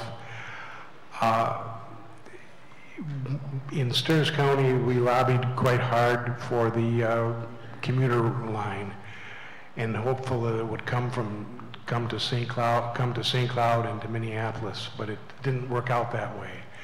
And I think that was a major mistake, because we tried to do the line on the cheap, and it didn't work out very well. It was much better that that if it had moved all the way to St. Cloud. Also, I served on a watershed district, and I'm concerned about water quality. However, lots of prognostications can take place to saying what's going to happen to the water. When they built 62 in the crosstown, there was some suggestion that construction was going to cause the water on Lake Nokomis to drain out. Well, I bicycled by there today, and the water in Lake Nokomis is doing just fine. So some of the projections that we make are not necessarily factual, but and secondly, or thirdly, I have no standing to talk about equity. Obviously, I have no standing for that. But it's my understanding that Mayor Hodges has been interested in the Bottineau line and in a multimodal transportation system that includes streetcars and light rail and commuter rail. And I think that the Bottineau line is an excellent idea. I think that streetcars are an excellent idea. We have to diversify that as much as we possibly can. And I thank the council for their willingness to take on a very difficult project. Thank you. Thank you.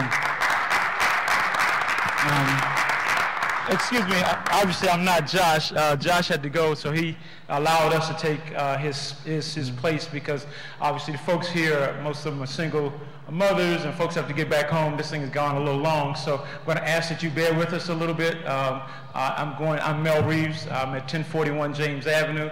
Kenya McKnight, can you tell them your address? 1506 Thomas Avenue North. And so we're going to take advantage of this public forum to have our say, if that's okay. Sir, just to be consistent, we will take one speaker at a time. Okay.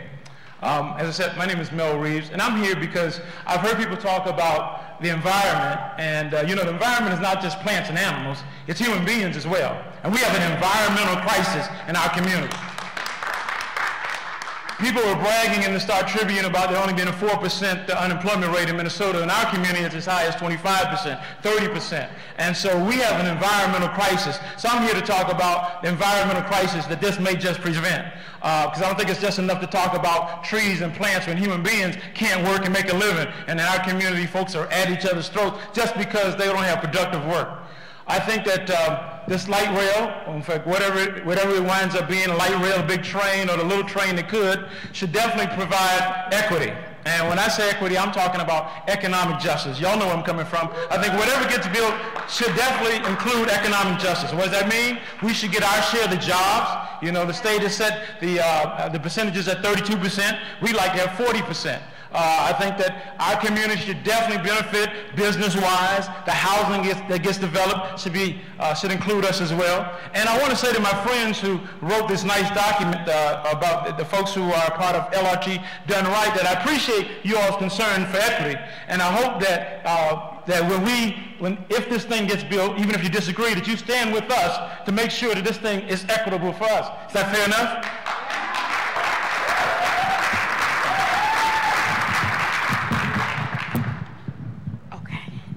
So Kenya McKnight, and I'm with the Access and Equity Initiative, and I brought my family, my friends, and my neighbors with me. Say hi, everybody.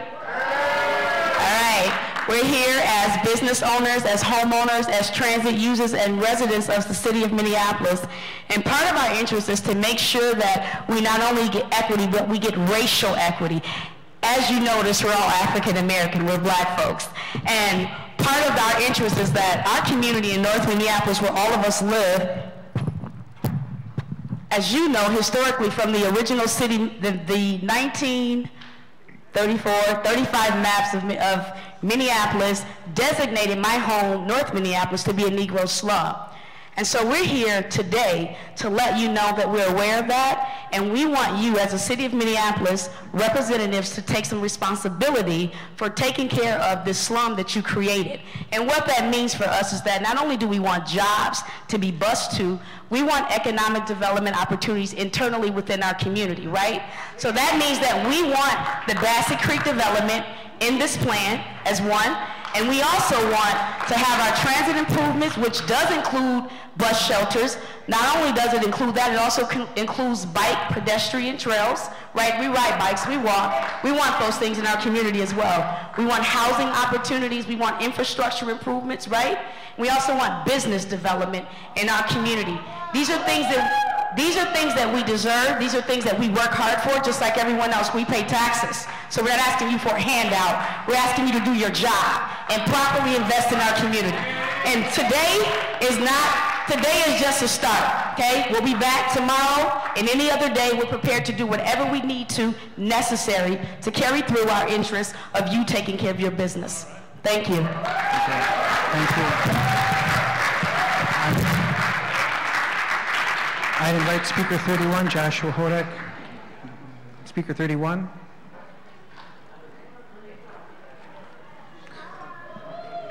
Okay, Speaker 32. Yes, I'm Speaker 32. Okay. Yeah, my name is Dave Schenzer. I live at 2456 West 24th Street in the Kenilworth area. I'm here to speak against this proposal. We as a neighborhood in our organization told in the beginning of this project more than 3 years ago we did not want a station at 21st Street. Last night at our park building, 5th Precinct Commandant and the head of the park police came to our park and said, just this last weekend, 300 people were removed from the park where that station will be close to, and they're parking in an neighborhood right now. If you add a station there, we'll have more than 300 people showing up and staying in a park when it should be closed. The police have both said, this is not a police issue, this is a political issue. We need a solution that's a political solution. Kenwood and Hidden Beach has been a problem for as long as it's been around. The second thing is, we have drug and alcohol problems within that area. Bringing kids from the suburbs to bring their drugs to that neighborhood will make it worse. Historically, it's not the Minneapolis kids, it's the suburban kids that are bringing the designer drugs heroin, and alcohol to our local park, so we do not want a station there. Secondly, the Cedar Lake at grade. We already have issue with going by Cedar Lake with just the freight train, as infrequent as it is, still blocking traffic during time. And lastly, I take the bus to get to work. I take the 25L. More than 10 years ago, there was a regular bus service in my neighborhood. Recently, as much as 3 years ago, they stopped the 6:30 in the morning bus, so I can no longer take the bus to work because it doesn't get to my neighborhood till 7 in the morning. I cannot get to work with a bus that shows up at 7 in the morning. And when I was riding this bus at 6:30 in the morning, I and the bus driver were the only person on it, and I rode it frequently. Unfortunately, our neighborhood doesn't use transit. We don't have transit, we don't have weekend transit, and we have limited bus service. Thank you. Thank you for your comment. Mr. Chair. Yeah, thank you. People who are congregated in the back, would you please, if you wish to speak amongst yourselves, go outside as to respect the forum and the ability for those who speak so they can be heard. We'll now move down the list to Speaker 33, Mr. Hessness. Thank you. My name is Andy Hessness, and I'm representing the Native American Community Development Institute, 1414 East Franklin Avenue in Minneapolis. And I'm here, I'd like to thank the negotiators and the city staff for working on a really difficult agreement. This has been a process that has a lot of trade-offs and a lot of hard choices to make. And I think the most important thing here is creating a path to get this project done. This project is critical to communities in Minneapolis being connected with transit, access to jobs. This is a project that's going to move our city as a whole forward. And I really want to support that. And our organization has worked really hard to be an advocate for this project. We support the negotiated settlement that's come out of this process. Our strongest point in all of this has been restoration of the 21st Street Station. That station is critical for access on Franklin Avenue to the Southwest Light Rail line. If we're building this train, we need to have access for all the communities in Minneapolis, South Minneapolis and North Minneapolis to that light rail line, and 21st Street Station is where we can create that access. This agreement and this process here is the first step, though. As others have said, we need equity with this train, and building the train is only enough to get us part of the way. We have to make those commitments to equity. We have to look at that document. We are a co-signer in the equity agreement, and we really believe that both building the train along with these other commitments to our communities, North and South Minneapolis, is what's going to make our city stronger and better. So let's work together to get this train built, and thank you for your time. Thank you. And as we will invite Speaker 34 up, put on notice Speaker 35, Hollinshead, 36, Petula, 37, Dill, 38, Speaker 38, 39, and 40. Be ready to queue up. We are now on Speaker 34, Charles Grace.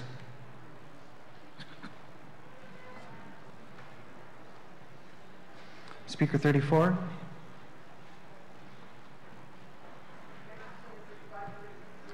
Okay, Speaker 35. My name is Matt Hollinshead. I'm the Conservation Chair of the North Star chapter of the Sierra Club. 14,000 members in the state of Minnesota, the greatest single number of which live in the city of Minneapolis. Our chapter supports the Southwest Light Rail project. We believe that the data assembled so far is environmentally sound. We believe that the solutions to the Kenilworth problem have been innovative, and we commend you for your hard work and patience on those. I myself have been an avid cyclist and cyclist advocate for 20 years, been a transit rider for 20 years, and we believe that you cannot have a transit system without a spine, and you cannot have a viable transit system unless it is indeed a system that serves the entire metro area.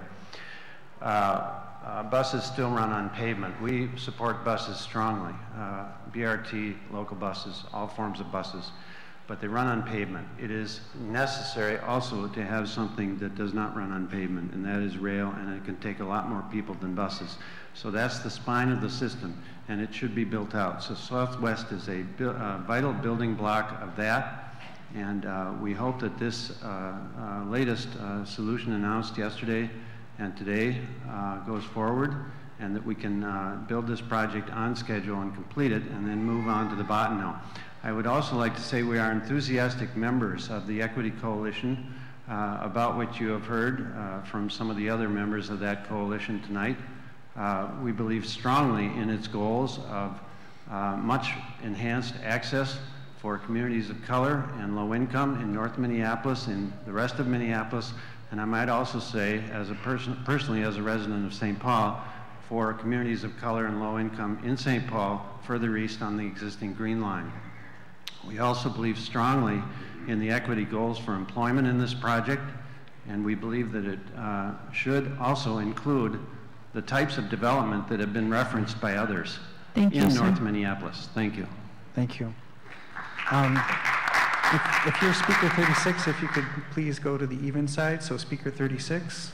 I'm speaker 36. Oh, very good, thank you. Otherwise my wires would have gotten crossed. Okay. Who knows where that led us. My name is Jeffrey Paltala. I live at 3131 Excelsior Boulevard. I've been involved in our region's transit issues for a long time. Central Corridor CAC, Southwest LRT stationary planning, and the CAC for the Midtown Alternatives Analysis. I also mentored a series of student projects addressing pedestrian and safety and traffic issues around Lake Street and Excelsior Boulevard, which led to the founding of the nonprofit called Public Works for Public Good. In early 2013, we convened 2 community conversations on Southwest LRT related issues, one about the Cedar Lake Parkway crossing and the other with owners of property surrounding the West Lake Station. All this material is available at pwpg.org. This is the 3rd time I've testified on Southwest LRT, in addition to written comments and letters to the editor. For several years, I regularly attended the various Hennepin County, the Met Council meetings on the project. But after the governor mandated town halls, I finally realized they were a waste of time. Let's face it, Hennepin County's work on this Southwest LRT was really bad. Years and hundreds of thousands of dollars frittered away. As for Metro Transit and the Southwest Project Office, they're definitely not ones to dither. But with their autocratic approach, they made matters worse. It's disappointing the Met Council Chair and other appointed members didn't do a better job of framing the issues and guiding the process. But as you know, the CTIB is the one that funds this project, and lately I've attended a number of their meetings, and it's been really annoying to hear them complain about Minneapolis's behavior. They need to be reminded that it wasn't Minneapolis that made a lot of these decisions. It was either the FTA, Metro Transit, etc. So I'd encourage you to keep reminding them of that. The freight issue could and should have been resolved a long time ago. A reasonable relocation of freight wasn't infeasible due to the laws of physics, but it became unworkable due to the laws of human nature. So our guiding philosophy should be stations should be places for people. And unfortunately, that principle has been forgotten a lot in this project. And so I support a lot of the provisions in the MOUs, but I noticed the lack of terrestrial access at West Lake Station, and that's extremely disappointing and should be looked at. Thank you for your comment. Speaker 37. Good evening. I'm Kent Dilg, 324 Gramercy Avenue here in Harrison, and I am a proponent of the project. I want to thank you and your staffs for the hard work you've done on this important project. As a transit-dependent resident of the Harrison neighborhood in North Minneapolis, I view the Southwest Light Rail as a crucial link to jobs and services. I feel it has the potential to serve as a national model for equitable development and will be a catalyst for the revitalization of my historically underserved neighborhood. For this potential to be realized, however, it is vital that the city follow through with its prior commitments to the Bassett Creek Valley Redevelopment Master Plan, which will bring more than 3,000 units of mixed-income housing, 5,000 jobs in mixed-use commercial, and additional green space to the north side. I also want to note that the published ridership estimates at Van White Station do not reflect the projected growth incorporated into the Bassett Creek Valley plan. So this requires prioritization of projects to remove the Minneapolis impound lot and environmental remediation of the land, which could be funded by contingency dollars as part of the Van White TOD. In closing, I'd like to reiterate the catalytic TOD potential of the Van White and Penn Avenue stations. This will benefit my neighborhood, the city, and the region as a whole. It will connect segregated and economically challenged populations to employment centers, educational opportunities, and critical services. Thank you. Thank you. Thank you for your comments. Speaker 38? Number 38. Yes. My name is Bob Brockway, and I live in the Calhoun Isles condo complex, which is right at the so-called pinch point. I have a couple comments here. Allowing the co-location at grade of freight and LRT north of the channel is a very short-sighted idea that will come back to haunt Minneapolis, once known as the city of parks and lakes. The Star Tribune has always referred to this particular area with regards to its relatively few residents, never mentioning the fact that thousands and thousands of bikers and walkers have known this pastoral and serene area as one of the great jewels of the Minneapolis park system. My other comment is looking at the handout for this evening, and I see where there's $30 million savings to overall project budget. Sounds impressive. But half of that goes back to the feds. That brings it down to 15 million. And then we have to divide that amongst the counties and the other cities, which makes Minneapolis a share of a few million dollars. Considering the fact that they're jeopardizing their park system for just a few $million, I think Minneapolis is getting taken to the cleaners. Thank you for your comments. Speaker 39.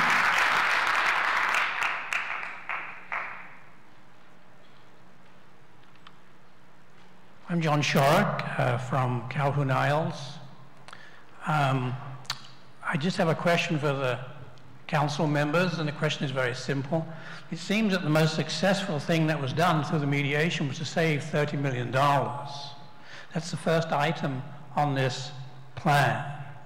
So the question is, why are this council so concerned about saving $30 million?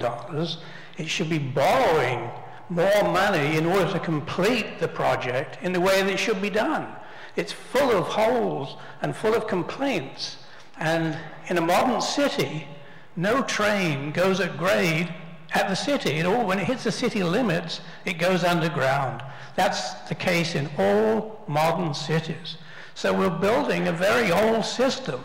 And so with interest rates practically zero and inflation going up, as you can see from gas prices, any discounted cash flow number, you'd be better off to borrow the money and do it correctly right now, not try and save money. That doesn't make any sense. That's my point. Thank you. Thank you. Speaker 40. Thank you for letting me speak tonight. My name is Stuart Chase, and I represent Lakes and Parks Alliance in Minneapolis. And I have a couple things I would like to say. Number one, previous Kenilworth Preservation Group has always been in favor of the deep tunnel. It's the only option that will preserve Kenilworth Corridor. Nothing else will.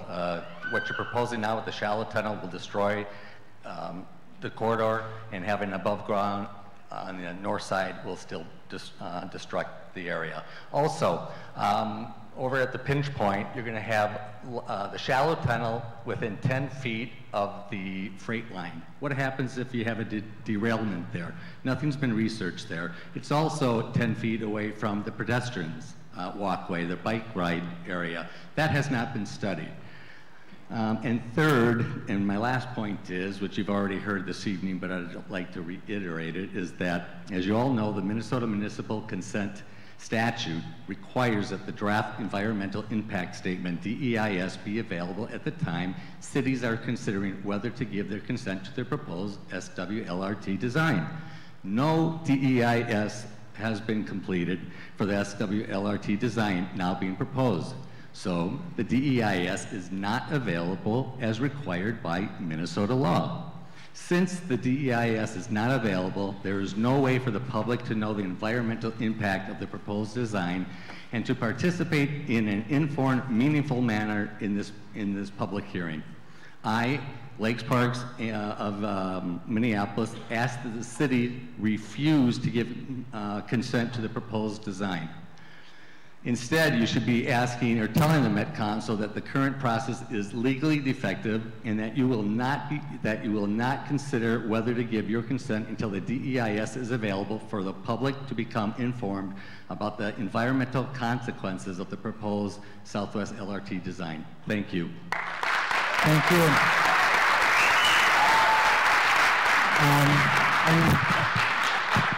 And before we go to the next speaker, I will call out names. Do note and pay attention, as some people have requested to forfeit their time at the mic. Their points have been made.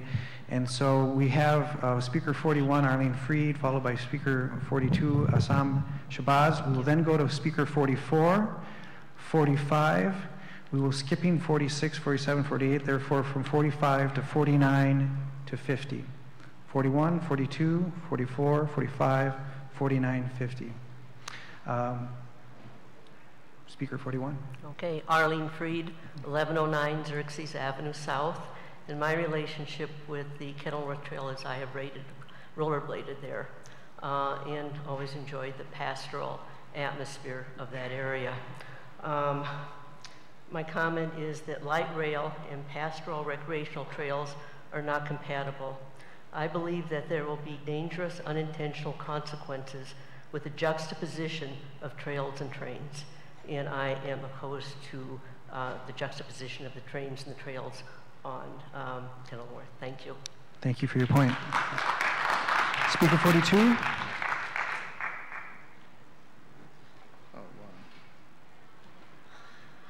Good afternoon. I'm Assam Shabazz, 1041 James Avenue North. I live in Minneapolis, and my community is near North Minneapolis. I'm also the president at Mashida Noor, who is part of the equity conversation and transit equity. And so I have a couple of asks. We already know about the community, the historical disparities that exist in near North Minneapolis.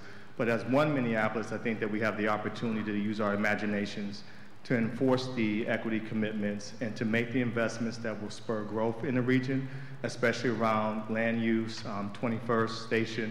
And we want to see that done in parity. So we want to see more investment and more creative investment to incentivize the investment to offset the disparities in economic development. As a small business owner with a business in North Minneapolis takes a hit when it comes to prestige in the media. There's a lot of stigma around the region, my community. And I think that this gives us an opportunity to make the investment to, one, enforce equity, two, realize that it's not a toolkit. And so to move from paper to practice and to implement that in a way that does all of Minneapolis good. And so I think that if we do that by listening to the people, making the investments, that we can grow the whole region. I don't have much more to say than that. Thank you. Thank you. Thank you for your comments. Speaker 44. My name is Bob Sherman. I'm a resident of the Kenwood area, and I live about a block away from the intended or the proposed path of the light rail. First of all, from what we've seen tonight, it's new to us, and it's impossible to judge the subtle effects of such a complex plan by someone like me. I have to look at it, if not through a straw, at least through a very narrow perspective. Make about 3 points.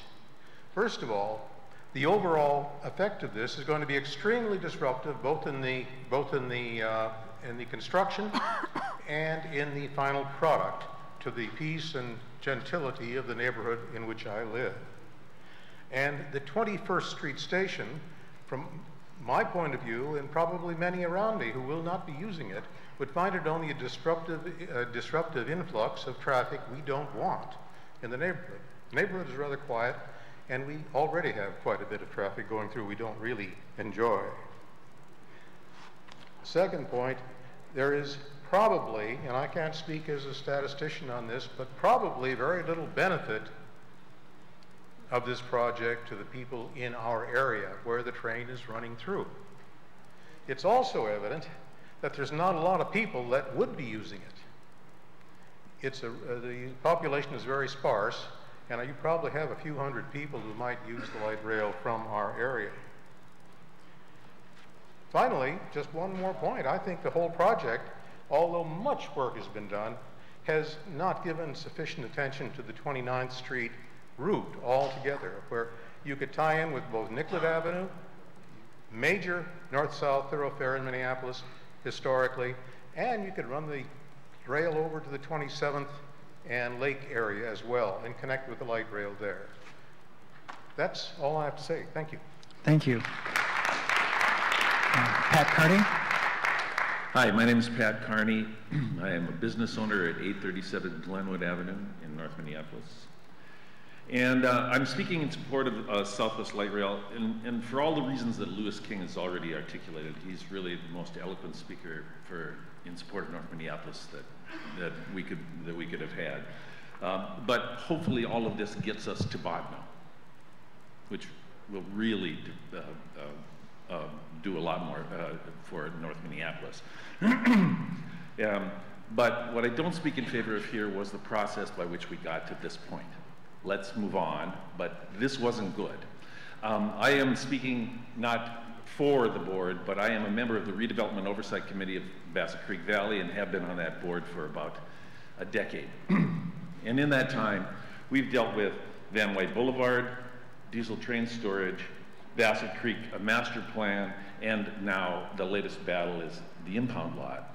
And the process that your predecessors, now we're not blaming any of you up there, okay? But all of your processors made it as complicated and as difficult and as divisive as they could have possibly done it. This is not that hard. And we've made it too hard. We haven't listened to logical solutions, and we haven't looked back even when we've made a decision. There were points when we were working on Redevelopment Oversight Committee in zoning, when after we learned facts that we should have listened to in the first place, we admitted we were wrong. We were wrong. The entire board decided we were wrong. We went to the city council, and after we explained the mistake we'd made, their response was, but we voted. That doesn't make it right. Vote again. The same thing here. Let's just make smarter decisions after this. Let's work harder on the next batch, okay? Thank you. Thank you for your comments. We'll now be moving forward to Speaker 49, Tony Scallon, and followed by Speaker 50. I forgot what this was like, sitting through these things. I came here just to say I'm for this project. Excuse me, sir. I'm on a blog. Excuse me, sir, if you could state your name. Oh, my name is Tony Scallon, and it's 3716 40th Avenue South. I just want to say that it's always going to be like this. At Hiawatha Avenue, we were building the Hiawatha corridor, and they were hanging on trees. They literally had people hanging on the trees to stop the project. And I hope you all do, because what we did is they sent in 200 highway patrolmen and took them to jail. That's all they did. So I've lived through these. The Hiawatha one was controversial. The university one was controversial. And folks, this is going to be controversial, and I wish you well, but stick to it. Build the light rail. This is a system. Thank you. Thank you for your comments. Speaker 50. Kathy Lowe, 2001 West Franklin, and I'm a diehard supporter of mass transit, but I'm against this line. I don't understand, literally, I don't understand why Minneapolis is agreeing to an alignment that doesn't provide much benefit to its residents. As Jenny Hager said earlier from Minneapolis Public Works, the Minneapolis stations are challenging and not overly accessible or visible, her words. The Met Council's own projections for the year 2030 show weekday ridership of 930 rides for the Penn Station, 310 riders at Van White, and 273 at Royalston. How is this an equity train? Minneapolis taxpayers of all income levels are going to pay sales tax to support this line with very little benefit. And I would argue that it's going to suck up all the transit dollars that could be used for real benefit. I want to endorse the earlier statement that you should wait what is now a very, very short time for a supplemental draft environmental income statement that covers this proposal. And I beg you to listen to the words of the Honorable retired Martin Sabo, who was, as quoted earlier, appalled at this line. And he's a transportation expert. Thank you. Speaker 51. Hi, and thank you. I'm Marion Moore. I live at 2427 West 22nd Street, about a block from the proposed 21st Street station. I love the LRT, take it to the airport all the time. I'm grateful for it. I love Cedar Lake. I love the forest there. But it's not, what's happening here tonight is it feels like there are two conversations going on. One is, should we build this really poorly planned, in the wrong place, affecting the gems of our natural environment? And then there's the conversation about when we do have transportation, let's make sure that it equitably serves the whole city. And I'm here over that, a supporter of neighbors, of knock and Isaiah and take action. So what am I saying? I'm saying, someone said, after this, make good decisions. How about now, make good decisions? How about, I was disturbed at the earlier presentation when it was like, it's the urgency for the money in September.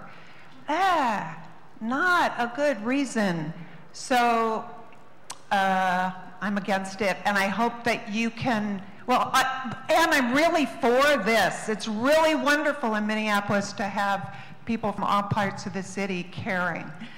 But it's a false choice, this thing of jobs or environment. That's one of my points too. So, thank you. Thank you very much. Speaker 52, Craig Westgate. Thank you. Craig Westgate, 3523 St. Paul Avenue. Most of the chair is Sidna. I've been involved in this for a little over 9 years, and on our agenda, we've had this on our agenda for a little over 19, possibly 21 years. And it was given as, here's an opportunity for transit. We knew it. We've known it forever. 4-1. That's it. The pinch point that is the major concern for residents is not even addressed in this issue. This is the tunnel. We're not going to build a tunnel. We're going to do at grade. So we are getting basically the absolute worst of every part of whatever could have come our way.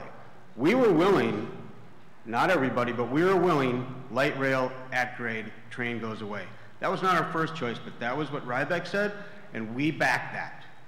We have backed our city council, and we have backed the Minneapolis City Council all the way through this, that we will take this, but we will only take one. And so I applaud the City Council for voting against this plan. This plan hasn't changed. There's nothing about this plan that has changed. We've got a couple of little different things going on here, but the process of what people want to talk about, we should do this better, I have unbelievable high regard for Peter. I think Peter's done an unbelievably wonderful job, but he was dealt a hand that we had really smart people that were put together for 8 years and did not come up with a really, any kind of an idea that was acceptable to either St. Louis Park or us. It should have been scrapped. This is not a Minneapolis stopping this process. This is not even close to that. And this is what our newspapers and what people have done to us. This is not a group of wealthy people. I have a whole bunch of constituents that are single moms that live right next to the park, that's going to be right next to this being torn up. All of our vegetation is going to go away. You're separating a neighborhood that is a very old, historical neighborhood of all types. We have low-income people. We have people that are just adamant about where they want to live. And you're taking this neighborhood and you are destroying it right in front of us. Thank you. Thank you. Speaker 53, Vicki Moore.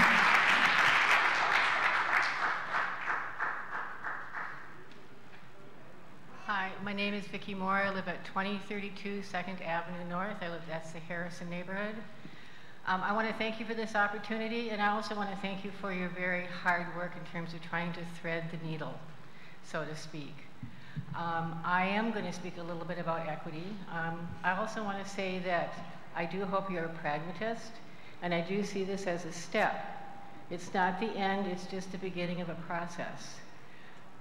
No, I don't usually speak in public. I'm getting a little winded here. So I just want to challenge you, when you drive into the city from 394 the next time, look to the south, and you see the sculpture garden, and you see beautiful landscaping. If you look to the north, you're going to see the impound lot, the rock crusher. You're going to see 250 acres of undeveloped land. And I have to say that the ridership numbers for Van White do not include that development. They're completely underinflated. We've always asked for those numbers to be increased. I will believe, and I trust moving forward, that you'll make your commitments to equity will move forward. But when I drive into town and I can look to the south and to the north, and I can see something that's equally beautiful looking in both directions, I will know that that's action and not words. Thank you for your testimony. Moving to Speaker 54, Zoe Keller. And as that person approaches, we should put on queue speakers 55 through 60. Please be ready to speak, and hopefully you can queue up so we don't have delays. Speaker 54, Ms. Keller. Hi, my name is Zoe Keller. I live at 401 Knox Avenue North. I just got picked up by my neighbor who saw me when I was getting off the bus, as I am healing from road rash from the potholes. I think that the environmental study needs to be addressed, although I am for riding everywhere, and thank you for all that you're doing, but really, how many jobs and things that it's going to bring? I mean, if it's only 900, I'm not sure that is that the accurate amount of people riding? So 13 in total? Ma'am, this is not a Q&A session. Okay. Well, anyways, I just think the environmental things, we have to look at that study. Because I'm fourth generation Northsider, and I have lived at Cedar Lake as well, and have used both. Thank you, your points are noted. Speaker 55. Louise Delagran. Yep, hi, I'm just gonna go to this mic. Louise Delagran, I live at 2456 West 24th Street. And I'm going to speak in opposition of this. When I listen to everybody tonight, what's really striking to me is just the money. I just see that everybody is grabbing the money. I feel like from the beginning, this is something that's the developers in the suburbs have seen it as a great opportunity. And now, even though, and now it's people saying, well, these are jobs for me. Jobs may be equity, and that's great, but let's find a project that really brings equity into the north side as well. Why not start with the Bottineau line? Why do we have to have this one, which produces great sprawl? When you look at a study of light rail, this is not one that's going to reduce, that's really going to significantly reduce sprawl or reduce reduce people in cars. So let's just take a step back and say, where could we reuse this money that it would really benefit Minneapolis and it would really bring equity, since that's such a big theme tonight. The other point that I wanted to make is I really appreciate that you've looked at the safety of the rail line and owning the land, but I would also like you to look at, are you following federal guidelines in terms of safety when you've got a light rail and a train right beside? Are you following the clearance guidelines for a train that's going to be carrying potentially oil and flammable liquids? That would be something else to look at in this. And I would also encourage you to look at, with some money that you're going to have, perhaps, or can you look at noise abatement through this jewel of area of this parkland? Can you look at noise and visual pollution abatement as well? Thank you. Thank you for your comments. Speaker 56.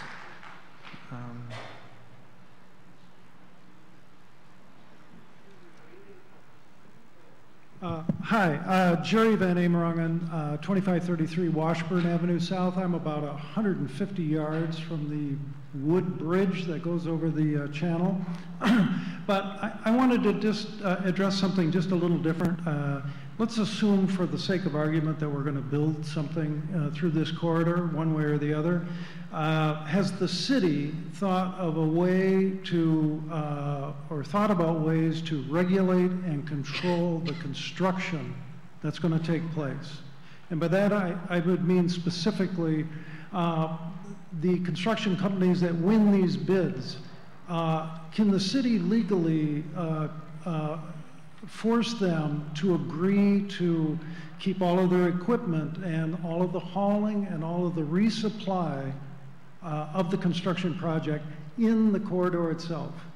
We're talking about a very narrow peninsula of land. We're talking about one-way streets, one-way bridges, a tangle of roads on the other side of Cedar Lake Parkway on Sunset. It's going to be a real problem for us. So I just ask you as the city to really take a look at that. And the second thing is that, just a quick one, all night long we've been talking about the little train that could, the little Twin City Railroad with their grain cars and such. These trains have been getting much bigger, much longer. We're now running big Burlington Northern Santa Fe trains through there. A lot of them are coming through at night. A lot of them are tank car trains. A lot of them are so big and so heavy they've got pusher engines behind them. So it seems to me that we're heading for a bit of a disaster here if we just kind of keep this up and don't try to control the railroads right along with this. Thank you. Thank you. Speaker 57, Sarah Brenner.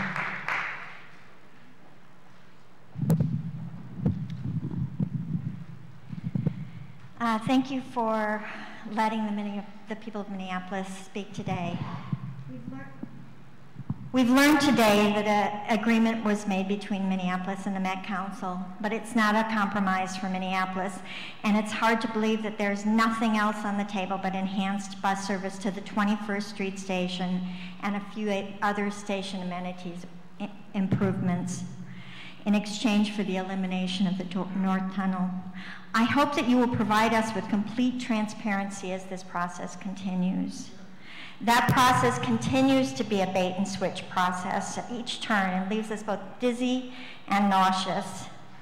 I ask you, will you be willing to sacrifice the environmental concerns, the public safety concerns of Kenilworth for other trade-offs?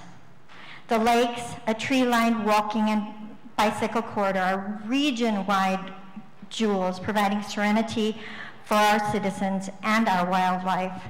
This is what creates a livable city. Mayor Rybeck said, we have to be rock solid certain that this has no impact on the lakes, yet there's no EIS. So how can we be rock solid sure about anything? How can we be sure we're not exchanging the city of lakes for the city of swamps? The sad fact is we don't. The studies done thus far are not conclusive, and there's been no EIS with co-location and tunneling.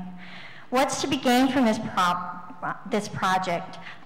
$750 million from the feds, matched with state and local funds. This outside money seems to have become the driver for the project, even though you are all aware that there are serious problems and concerns. The process has been so bad that Southwest Light Rail should be scrapped in order to teach Hennepin County and the Met Council that they can't be bullies. Yet I suspect that this process has largely been about bullying. What do we get for this project? And I ask you that, what do we get for this project?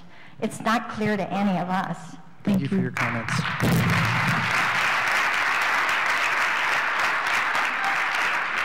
Speaker 58.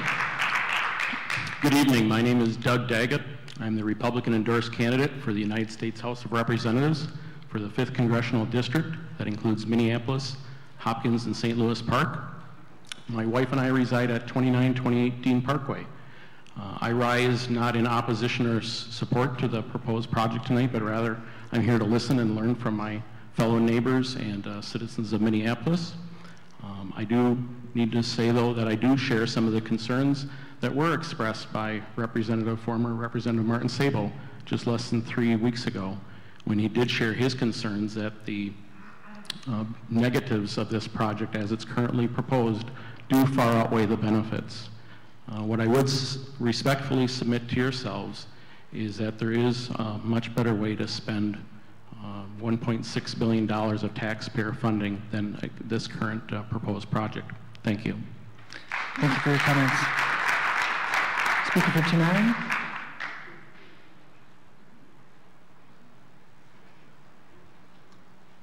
Good evening. Name and address for the record, please. My name is James Johnson. I live at 2711 Dean Parkway. And like you, I have sat through a number of these sessions, having been a mayor out at Marina and St. Croix. And I, first place, want to thank you for your service. I want to thank the mayor for putting together what always has to be a compromise. I have a very, very specific matter I want to bring up. And it relates to how the park board has, on their website, they start out by saying Minneapolis means the city of lakes. And at the very core of what you are about on the council as mayor is to protect that which has made this city so great. You know, we can thank Theodore Wirth for that. I do that every day. I wake up and I look at these gorgeous lakes and salute his vision. Here's the situation. We've all been at lakes, sitting on a dock, and you can hear people out on their boats hundreds of yards away as if they're standing right next to you. The reason is that water is what they call an acoustic reflector. So it takes the sound that hits the water and projects it out.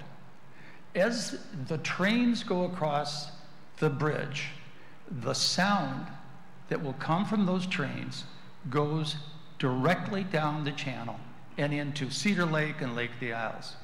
I support what you're about to do. I ask you, as you're looking at having a landscape architect get involved, also get an acoustical engineer to see what they can do about sound. Highway departments have been dealing with this for a long time. They understand what it is about car traffic that will create a problem. I'm just asking you, be very, very sincere about eliminating acoustic reflection. Thank you very much. Well, thank you for your comments. Speaker 60. My name is Edward Johnson. I live in the Wedge area at 2718 DuPont Avenue South. I've been there over 25 years. I'm a member of the National Association of Railroad Passengers and a member of All Aboard Minnesota. I've been a lifelong employee of the BNSF Railway. I find it hard to believe some of these comments when you consider what our real future is likely to be. If anyone has read books by James Howard Kunstler or Richard Heinberg, the picture is not going to be pretty in the next 10 to 20 years with us running out of cheap energy. We're really facing a critical situation in this country and this city in particular because of our tremendous sprawl. Also because of our heavy car usage. We must do what we can to bring the car usage down. Freight rail has been in that corridor, the Kenilworth corridor, for 148 years for a very good reason. It's the lowest cost, most economical, energy efficient means of getting freight through that corridor, and that or between downtown Minneapolis and the southwestern part of the state with all of those ag products. There are no oil trains traveling through that corridor, and there probably will never be. There are no oil wells along that line. There is a problem, though, with the idea of relocating that line. I think that's always been a pipe dream because the alternative routes are very dangerous with steep grades, causing much problems for a freight rail company, especially these short lines like the Twin City Western. Mr. Johnson, thank you for your comments. Okay, thank you. By the way, I do support the project. Thank you. Totally. And get on with the Botano, please. Very good. So now we're in the 60, 61 through 69. We will not be having 64, so 63, 65, and then through 69, and we will not have 70. So those are in the 60s. Please queue up so we can move along expeditiously. Speaker 61. Thank you, Mr. Chair, distinguished officials, and fellow citizens. I'm Michael Resnick.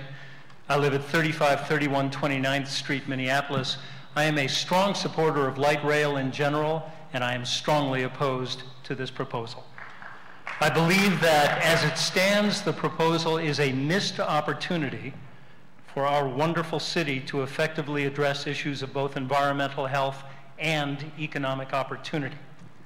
First of all, this proposal, if enacted as described, will be a huge threat to thousands and thousands of trees. I will remind us that we lost 3,000 trees that went down in the storms of 2014. Thousands more will go down if this proposal is enacted as described. I am also concerned about the impact of the shallow tunnel on water level and water quality.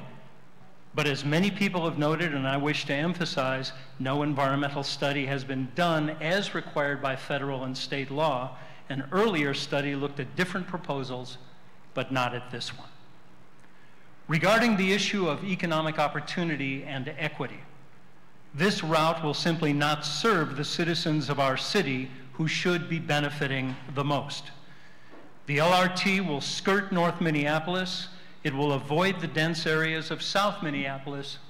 It will deny service to residents who are most in need of transportation. So what I most strongly encourage you is this.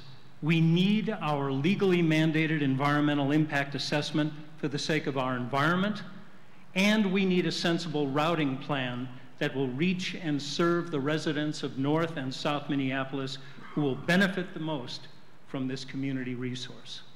Thank you for your work on this. Thank you for your comments. Speaker 62.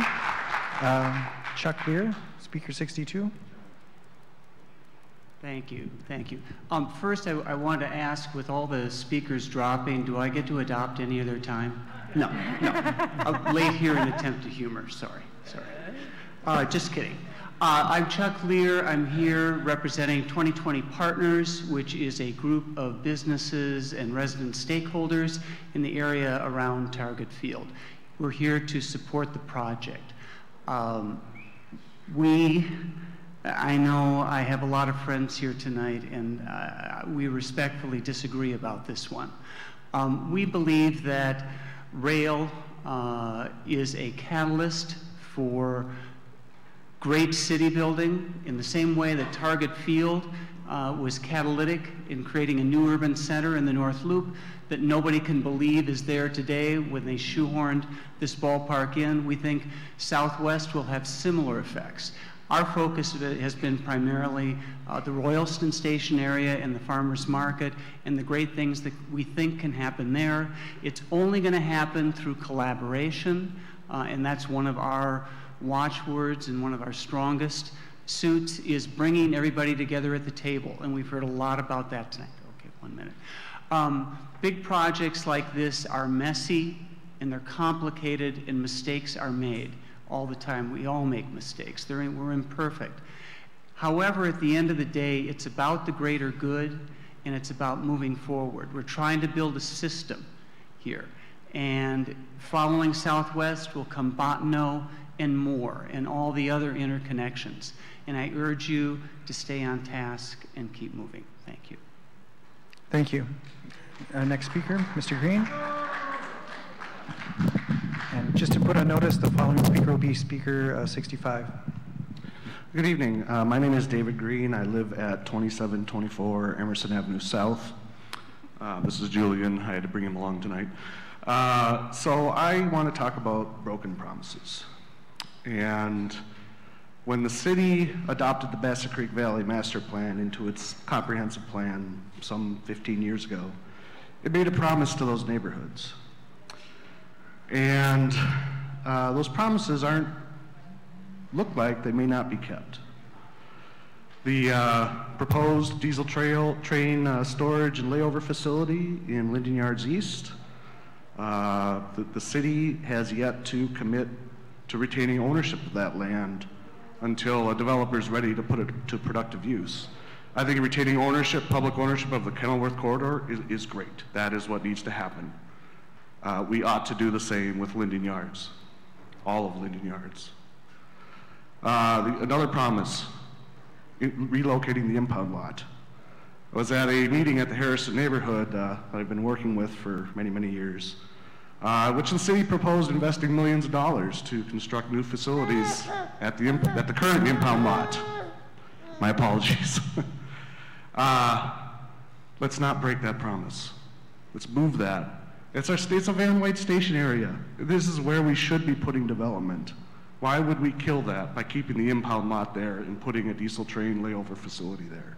This is a neighborhood that has said, give us density, in a city where we hear fights about density all the time. Finally, I want to talk about the Midtown corridor briefly.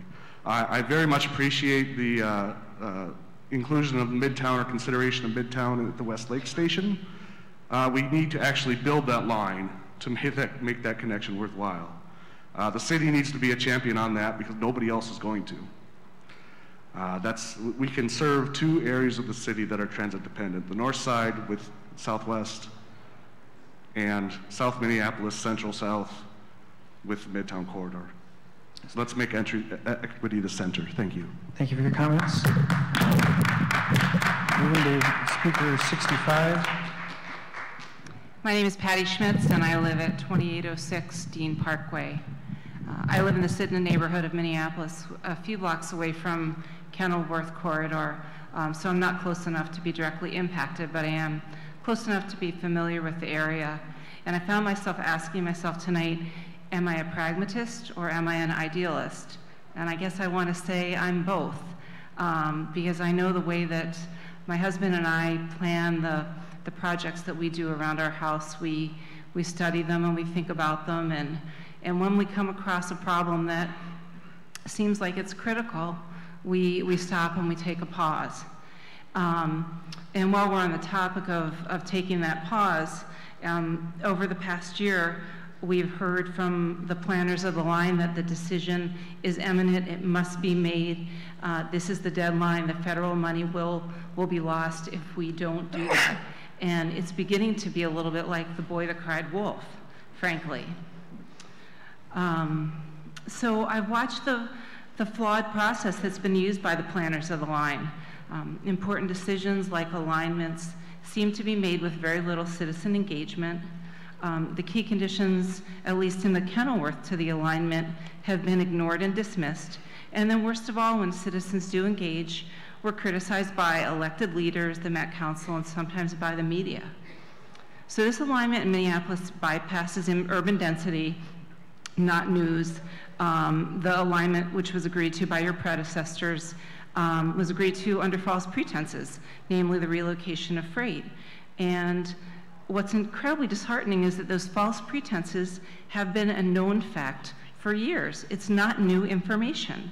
That's the reason that we've had all these machinations. It's not because of the NIMBYs in the neighborhood, as many of us have been so called, but it's because of poor planning. And to those who were here tonight to speak on behalf of equity, it's true, equity is needed, but I would question and challenge. Thank you, Mrs. Schmitz. Thank you. Why LRT doesn't go through those neighborhoods. Thank you. Thank you for your comment. Speaker 66. My name is Larry Moran. I live at 2205 Oliver Avenue South in Minneapolis. I'm also the chair of the board of the Kenwood Isles Area Association, KIA. KIA has been involved in this process since before the LPA was chosen. We were opposed to that LPA originally because we didn't think it served the people of Minneapolis, and especially the transit-dependent people of Minneapolis. Though once it was chosen, we've been working for the last 5 years probably to try to mitigate the effect of 220 plus trains coming through the neighborhood a day. We worked on stationary planning. I don't know where that's gone, but we haven't seen any evidence of the work in the many hours we went through to work on that. One of our members has been the co-chair of this, the CAC. All the work we did was assuming that there would be no co-location of freight and light rail. Once that changed, and now that we have a shallow tunnel running through at least part of that corridor, we think it's important for the city to be convinced that that shallow tunnel, especially, won't have a significant impact on the water quality or any of the lakes that are nearby before municipal consent is given. At a minimum, the recommendations that Burns and McConnell, the Met Council's consultants, came up with need to be followed. And a couple of those are important. One is to continue putting monitors, the piezometers, into the ground to see what happens to the flow of groundwater away from the corridor, so that we know what happens to the buildings away from the corridor in case these 35-foot tall, 150-foot long cement boxes that are sitting in 10 feet of groundwater somehow affects the groundwater movement. And I respect what the Sierra Club has to say, but I haven't seen any environmental information that says that people are comfortable and convinced that those tunnels won't have an impact. One of the other things they suggested was, thank you. Yeah, thank you, Mr. Moran. Moving down the list, Speaker 67, Keith Morris. Moving down the list, Speaker 68, Carrie Jo Felder. Good evening, Mayor Hodges and council members. My name is Carrie Jo Felder, and I own a home at 4300 Russell Avenue North. And I am an activist in North Minneapolis, so I pay close attention to things that are going on. Concerning equity, I would like to see equity taken care of, and the fact that there are 2 community benefits agreements that need to be addressed. Before we go even further, I would like to see some equity in this Negro slum that I live in concerning our lands. May it be our public schools are being ravaged by charter schools, or the fact that we just want to run through with the light rail, and it's not even for us. People come out time and time and time again to tell you exactly what they want, and nobody gets listened to. I would like to ask for you all to sit down with Michael McDowell from Neighborhoods Organizing for Change. He has been talking to the people day in, day out. We have to get somebody as their job, because we can't show up time and time again, because we have to work, we have kids. But I'm a homeowner. I have my own car. I've got kids. And so I hope that you take that seriously. I also would like to say that I'm completely against what you're doing right now. There needs to be some thought, some planning, and some real heartfelt plans to make sure that this is one Minneapolis, because the one place that always gets forgotten is North Minneapolis. And I think that we can do better. We can all do a lot better and get together and talk to the people. We need bees, we need trees, we need equity. I almost gotten frostbite on my toes because I was waiting for a bus and there's no shelter. That is unbelievable, and now our kids have to take those same buses to go to school. We need equity there first. $750 million is a lot of dollars to take care of education, to take care of shelters for kids even. Not even the adults who are taking it, but the kids that are going to school. We need that from you. We need for you to rethink this plan. Thank you. Speaker 69, Kurt Gunsbury, Speaker 69.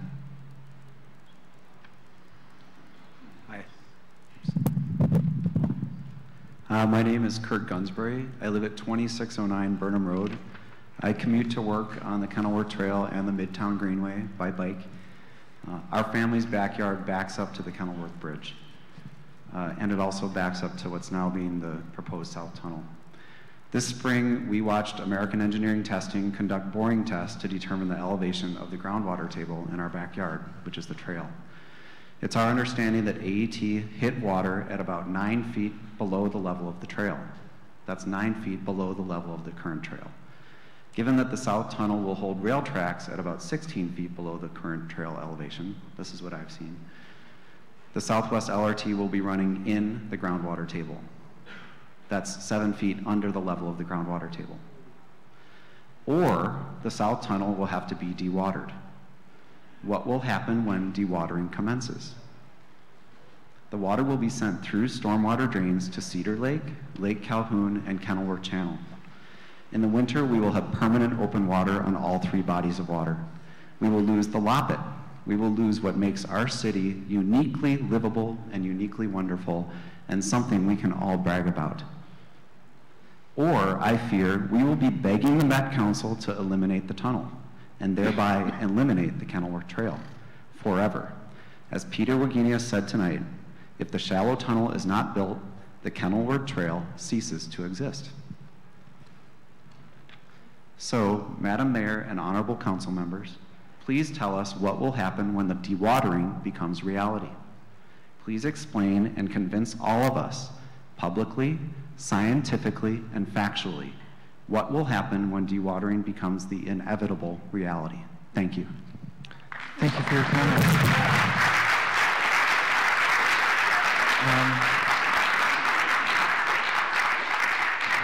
Now queuing up from 71 to 80, starting with Speaker 71.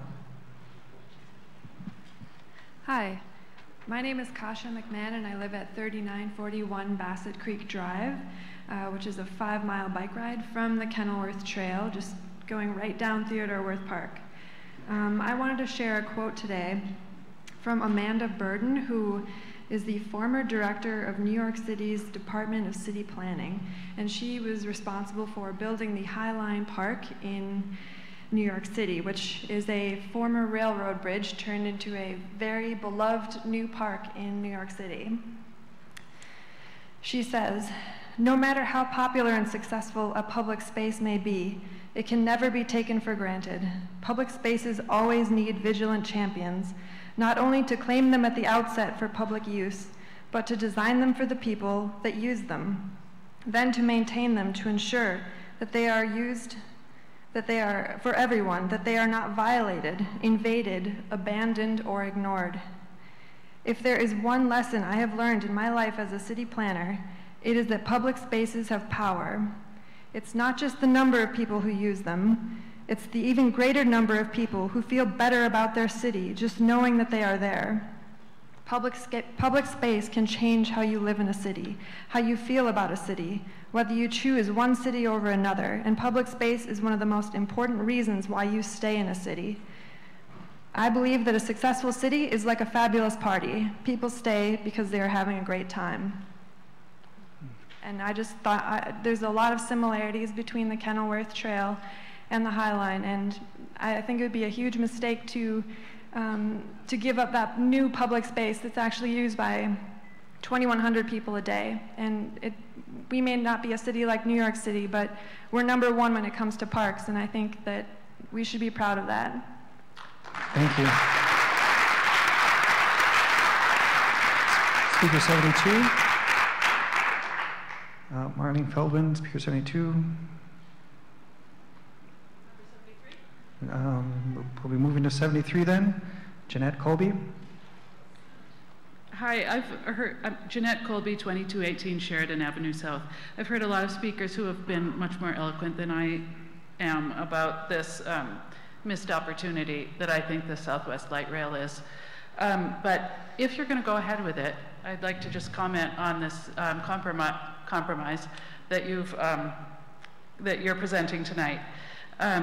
The first thing I'd like to ask is that you take a closer look at the station area planning. What you presented tonight didn't look very impressive, I have to say. I know it was quick, but it really was pretty basic and minimal. And if you compare that to some of the things that other cities are getting along the line in terms of the station areas, I think you'll be surprised that at some of the designs that are coming out for Hopkins and Eden Prairie and so forth. So I think I would ask you to look more closely at that. I'd also like to ask that you look more carefully at the water issue. You know, people are pumping water out of their basements now, and when the water study was done, it was at the end of a drought. So there may be some questions there. Somebody spoke very eloquently about making sure that rail is safe and that we follow state and national regulations concerning buffer zones and so forth. Somebody requested a more significant acoustical study, and that really is going to be an issue. It really is. And then finally, I hope you guys have a plan about what to do if or when we find out that we can't build the south tunnel because of water issues or because it's too close to the footings of the condo building there. And I want to thank the council members and the mayor very much for having this forum and for staying so late. I know it's a long night, so thank you. Thank you. Speaker 74, Chip. Chip Lindicke. I live at 1917 West Franklin Avenue, and I'm fairly ashamed to say that as a supporter of mass transit, that I do not support, I guess, the compromise or the proposal here or the line. I think, generally speaking, I think this line supports sprawl, which I think is not a good thing for Minneapolis at all. I have a variety of concerns. One is about the equity issues of the north side, which have been raised, and I think that's an important thing. I don't think this light rail is going to do anything really for the north side. It doesn't seem like it's serving ridership for them. I'm not sure a lot of people from the north side are going to go down to Eden Prairie for employment. I could be wrong, but yeah, I'm concerned that we don't have, or you haven't had the environmental impact study that we should have. I'm worried about the water quality. I'm worried about the groundwater. I'm worried about expanded transit through our neighborhood to get to the 21st Street station. And I hope you weigh your decision and to vote for or against very heavily on this. Thank you very much. Thank you. Speaker 75. My name is Jim Gorney. I live at 2715 Thomas Avenue South, and I would like to speak against the proposal as it's outlined now. I thank you for being here tonight, but I don't see how this line serves Minneapolis when it runs through a park, endangers that same park, and leaves all of the development that is taking place along the corridor along 29th there, the many condos and townhomes that are going up along there, and the density, and besides downtown Minneapolis, what's the number 2 destination in Minneapolis? Uptown. But we can't go through Uptown because it will slow down the Eden Prairie's folks ride into downtown. So I also worry about liability.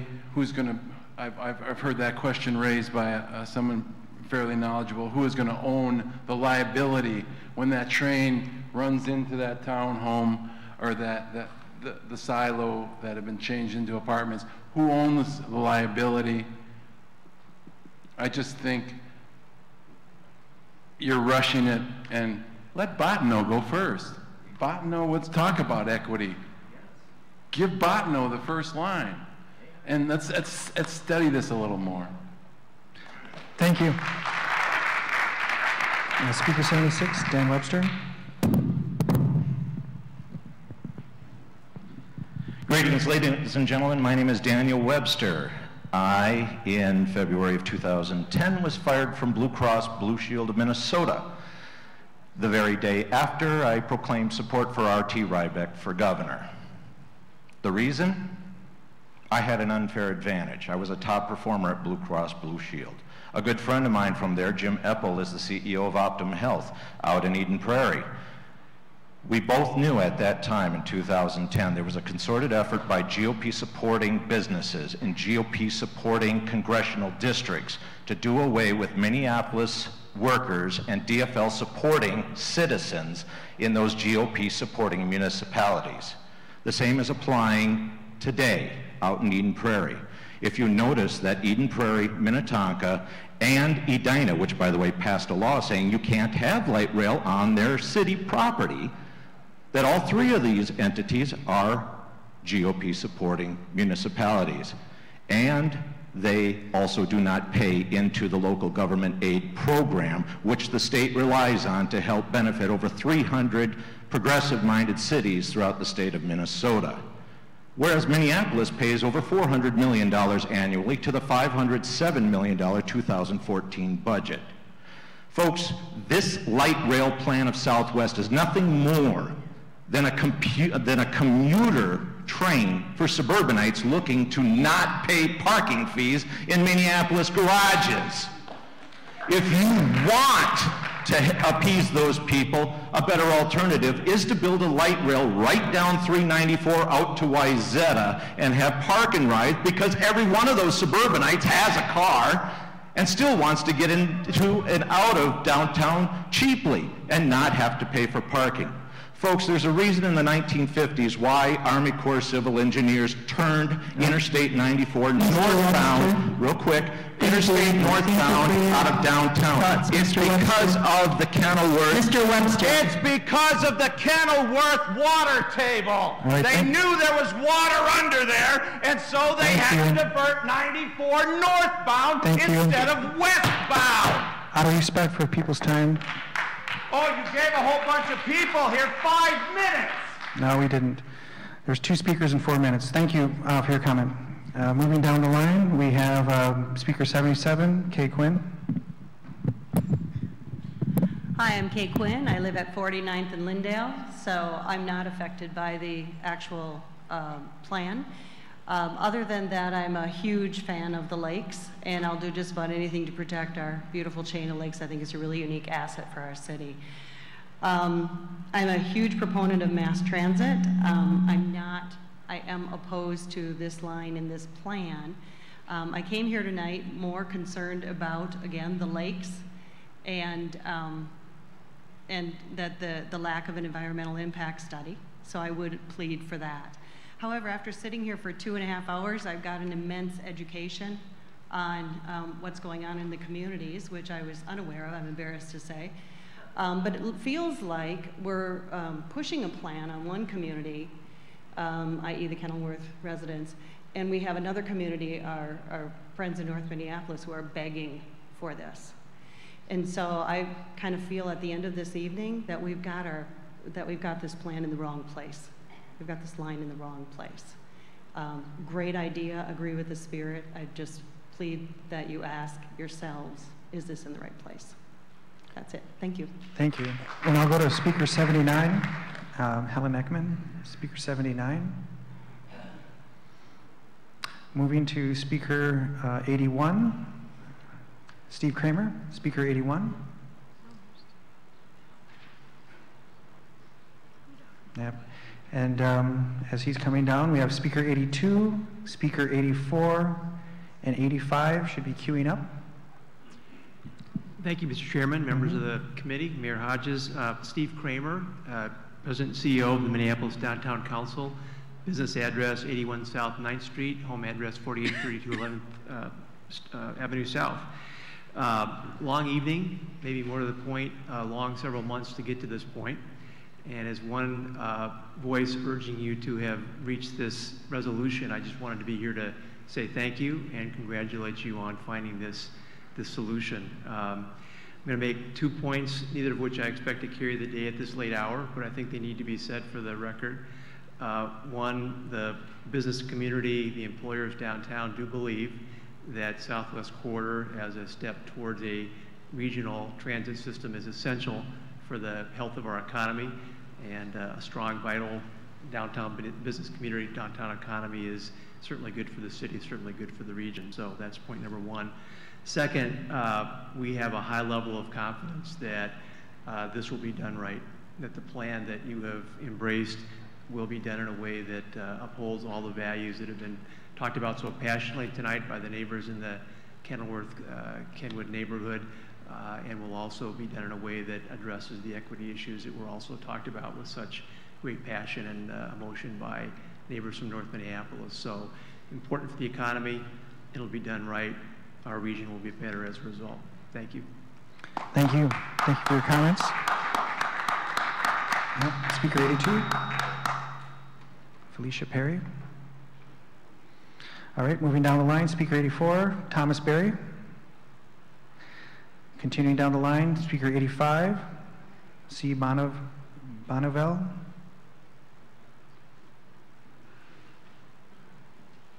My name is Connie Bonnewell. I live at 2812 30th Avenue South. And first, I'd like to congratulate you because this is the first public hearing on LRT that I've been to that lasted more than an hour. The Met Council in Hennepin County don't play that. They had a 20-minute public hearing in Crystal, which they no doubt considered their greatest success.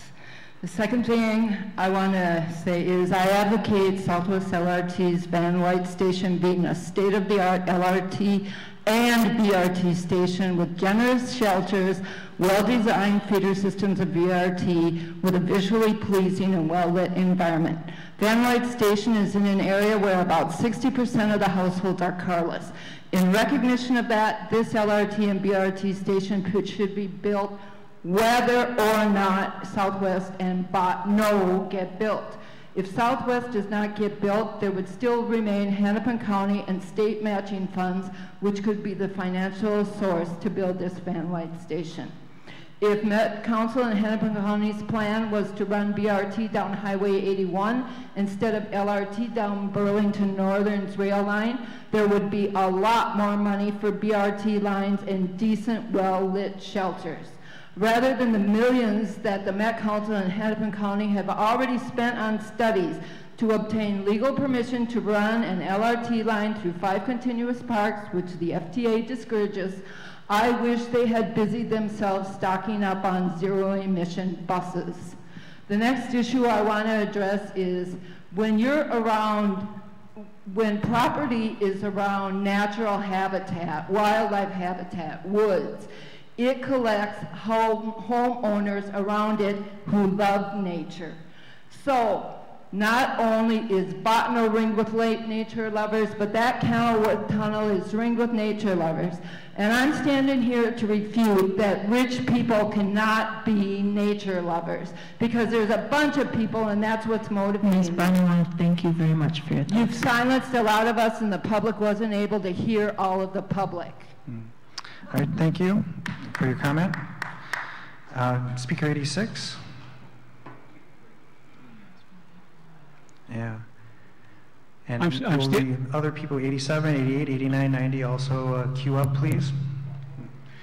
I'm Steve Sherberman. I live at 1711 St. Clair in St. Paul.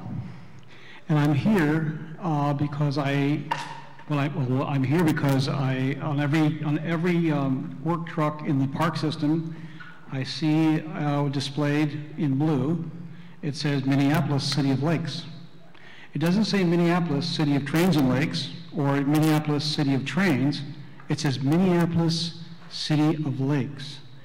And I do not want to see an LRT train go through the lakes that we all enjoy and love all summer long. It's a place we all go to relax and play in the water, walk around the lakes and get good exercise and really see some beautiful landscape. I do not believe for 1 second that you can integrate two train systems within the context of the lakes along Cedar Lake or anywhere else in the lake system and maintain the beauty of the parks as they are today. And I also want to ask you for the environmental impact statement that we so deserve right now before any agreements are made. That environmental impact statement needs to be done. I hope, in closing, that the City Council, as our representatives who make good decisions on our behalf and also make bad ones, but I hope the City Council will listen to what has been said here tonight, that everybody supports light rail transit and public transportation, but not in the way it's being negotiated today. Thank you. Thank you for your comments. Speaker 87. Speaker 87. Richard Waldorski, 2517 11 Avenue in St. Louis Park.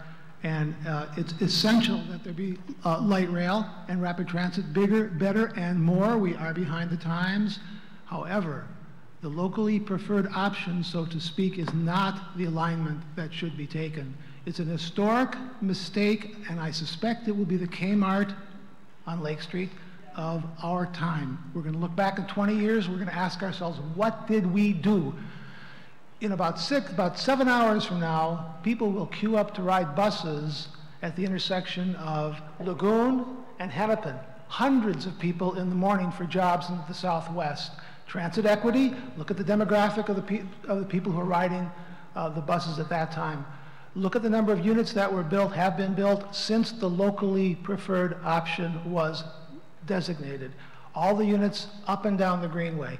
We have an opportunity to link downtown, big institutions downtown, the convention center, with the hospital, with Lake and Nicollet, with Uptown, the Art Museum on the way, and you can accomplish every one of the other transit goals regionally if the alignment were where the alignment should be, where people actually live.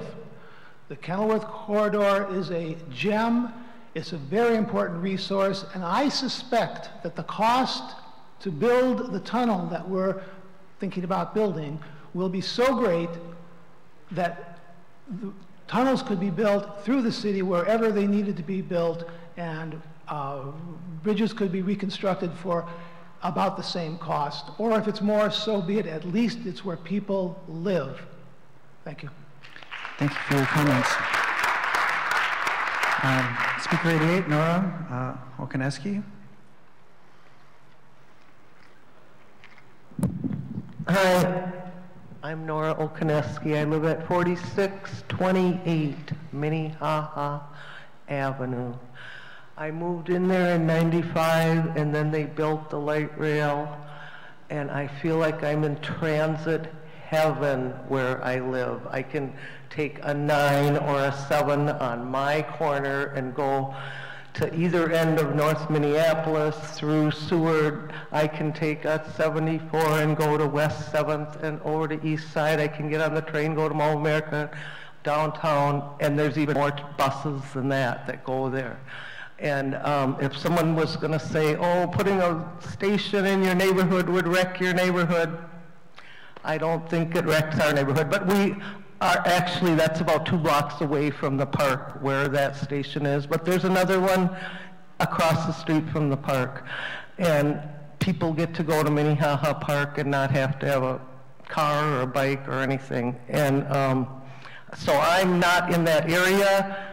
I just think the thing about the rail, the diesel freight rail, is really ugly. Everywhere in America, Canada, or wherever they are, especially in our city, they're just, we shouldn't be having them because I think it's from the 20th century. They need to go bye-bye the fossil fuels. The new light rail brings the fossil fuel-free lifestyle. And I'm not sure about the route. I just believe that the rail being there at all, whether the light rail goes through, it has to be really ugly. It's just ugly. If they're complaining that they have to go too high of a rate to not go through that area, I'm sorry, have less weight or a better engine or something, whatever. You're from the past. Freight rail is the past. Thank you. Thank you for your comments. Speaker 89. I'm Bill McGoy. I live at 1702 Glenwood Avenue in North Minneapolis. I generally support this project, but I have some concerns. We've already built the Hiawatha line. We've already built the line to St. Paul. I think there's an extra advantage of building a line towards the southwest area of the city because it will increase the riding on the other lines as well as creating a new opportunity. I think the problem is traffic. You know, I'm lucky I don't have to face it, but we're going to choke in traffic. The metropolitan area is going to grow. You can't put in new lanes to increase the traffic, but you can put extra cars on light rail. You can run them more frequently. My concerns are that we need riders to make this successful, so the name of the game is getting people to ride this thing. I think that taking the cars off of the Highway 100, 169, and so forth would be a great advantage to the other riders who can travel more quickly. My concerns are that to get the commuters from Eden Prairie or whatever it is, we need faster service.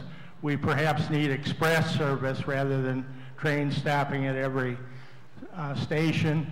I'm also concerned about interference with the car traffic, and there are some environmental concerns as well. But I think we can perhaps work some of these things out, but we do need light rail for the future traffic of the Twin Cities area. Thank you. Thank you very much. Speaker 90, and then that will be followed by Speaker 91, 92, 93, and 95. So Brian LaRoche. Thank you. My name is Brian LaRoche, and I live at 1214 Lowry, north of Minneapolis. I've moved here 30 years ago from South Dakota, also known for bringing in Hubert Humphrey.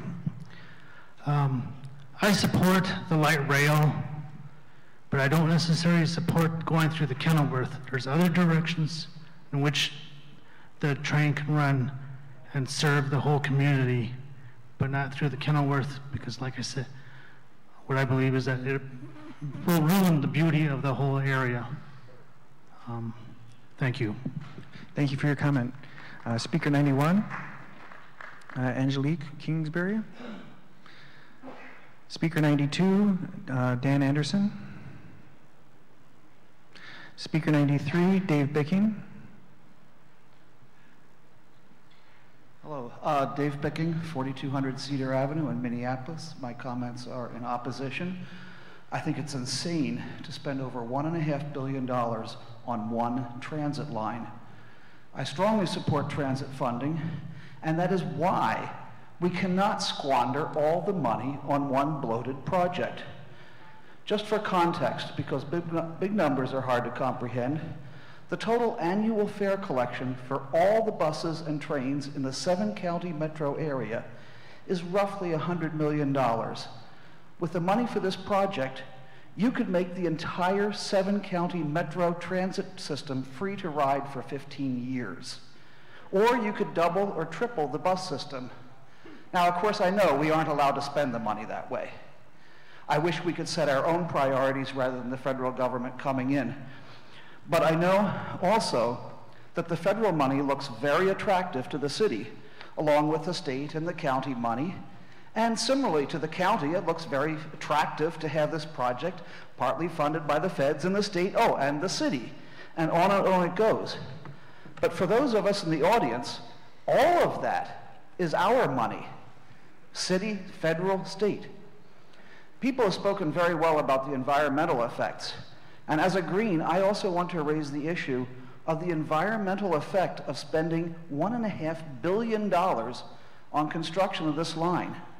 That kind of money represents a tremendous amount of energy, mostly fossil fuels, a huge consumption of valuable resources, and a lot of pollution from belching bulldozers. You know, it may be powered by electricity when it runs, but that kind of capital expense represents a huge environmental cost. Finally, I have my own rule of thumb.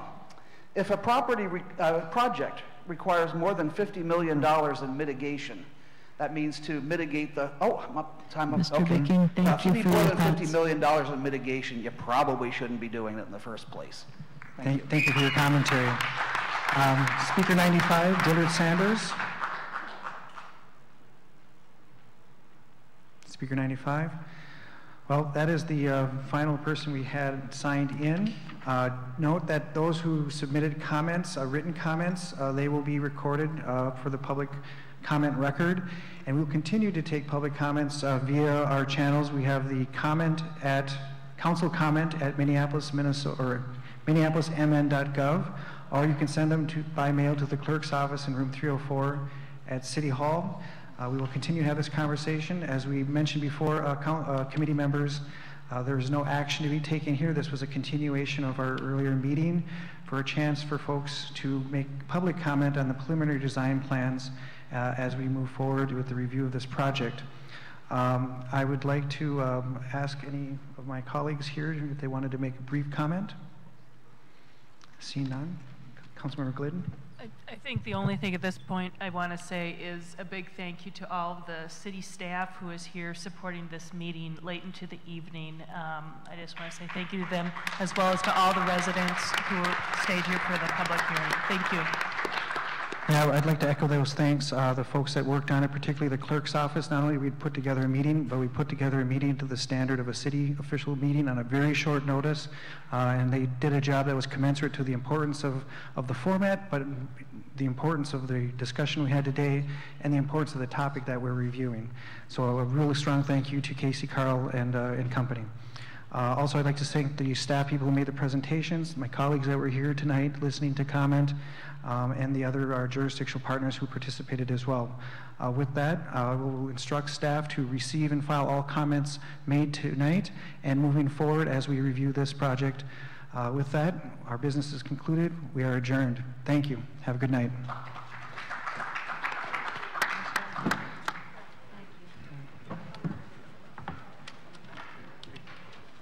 What paper? Oh, the stuff that the clerk's office wants. Thank you. Oof, don't they laugh. Good job.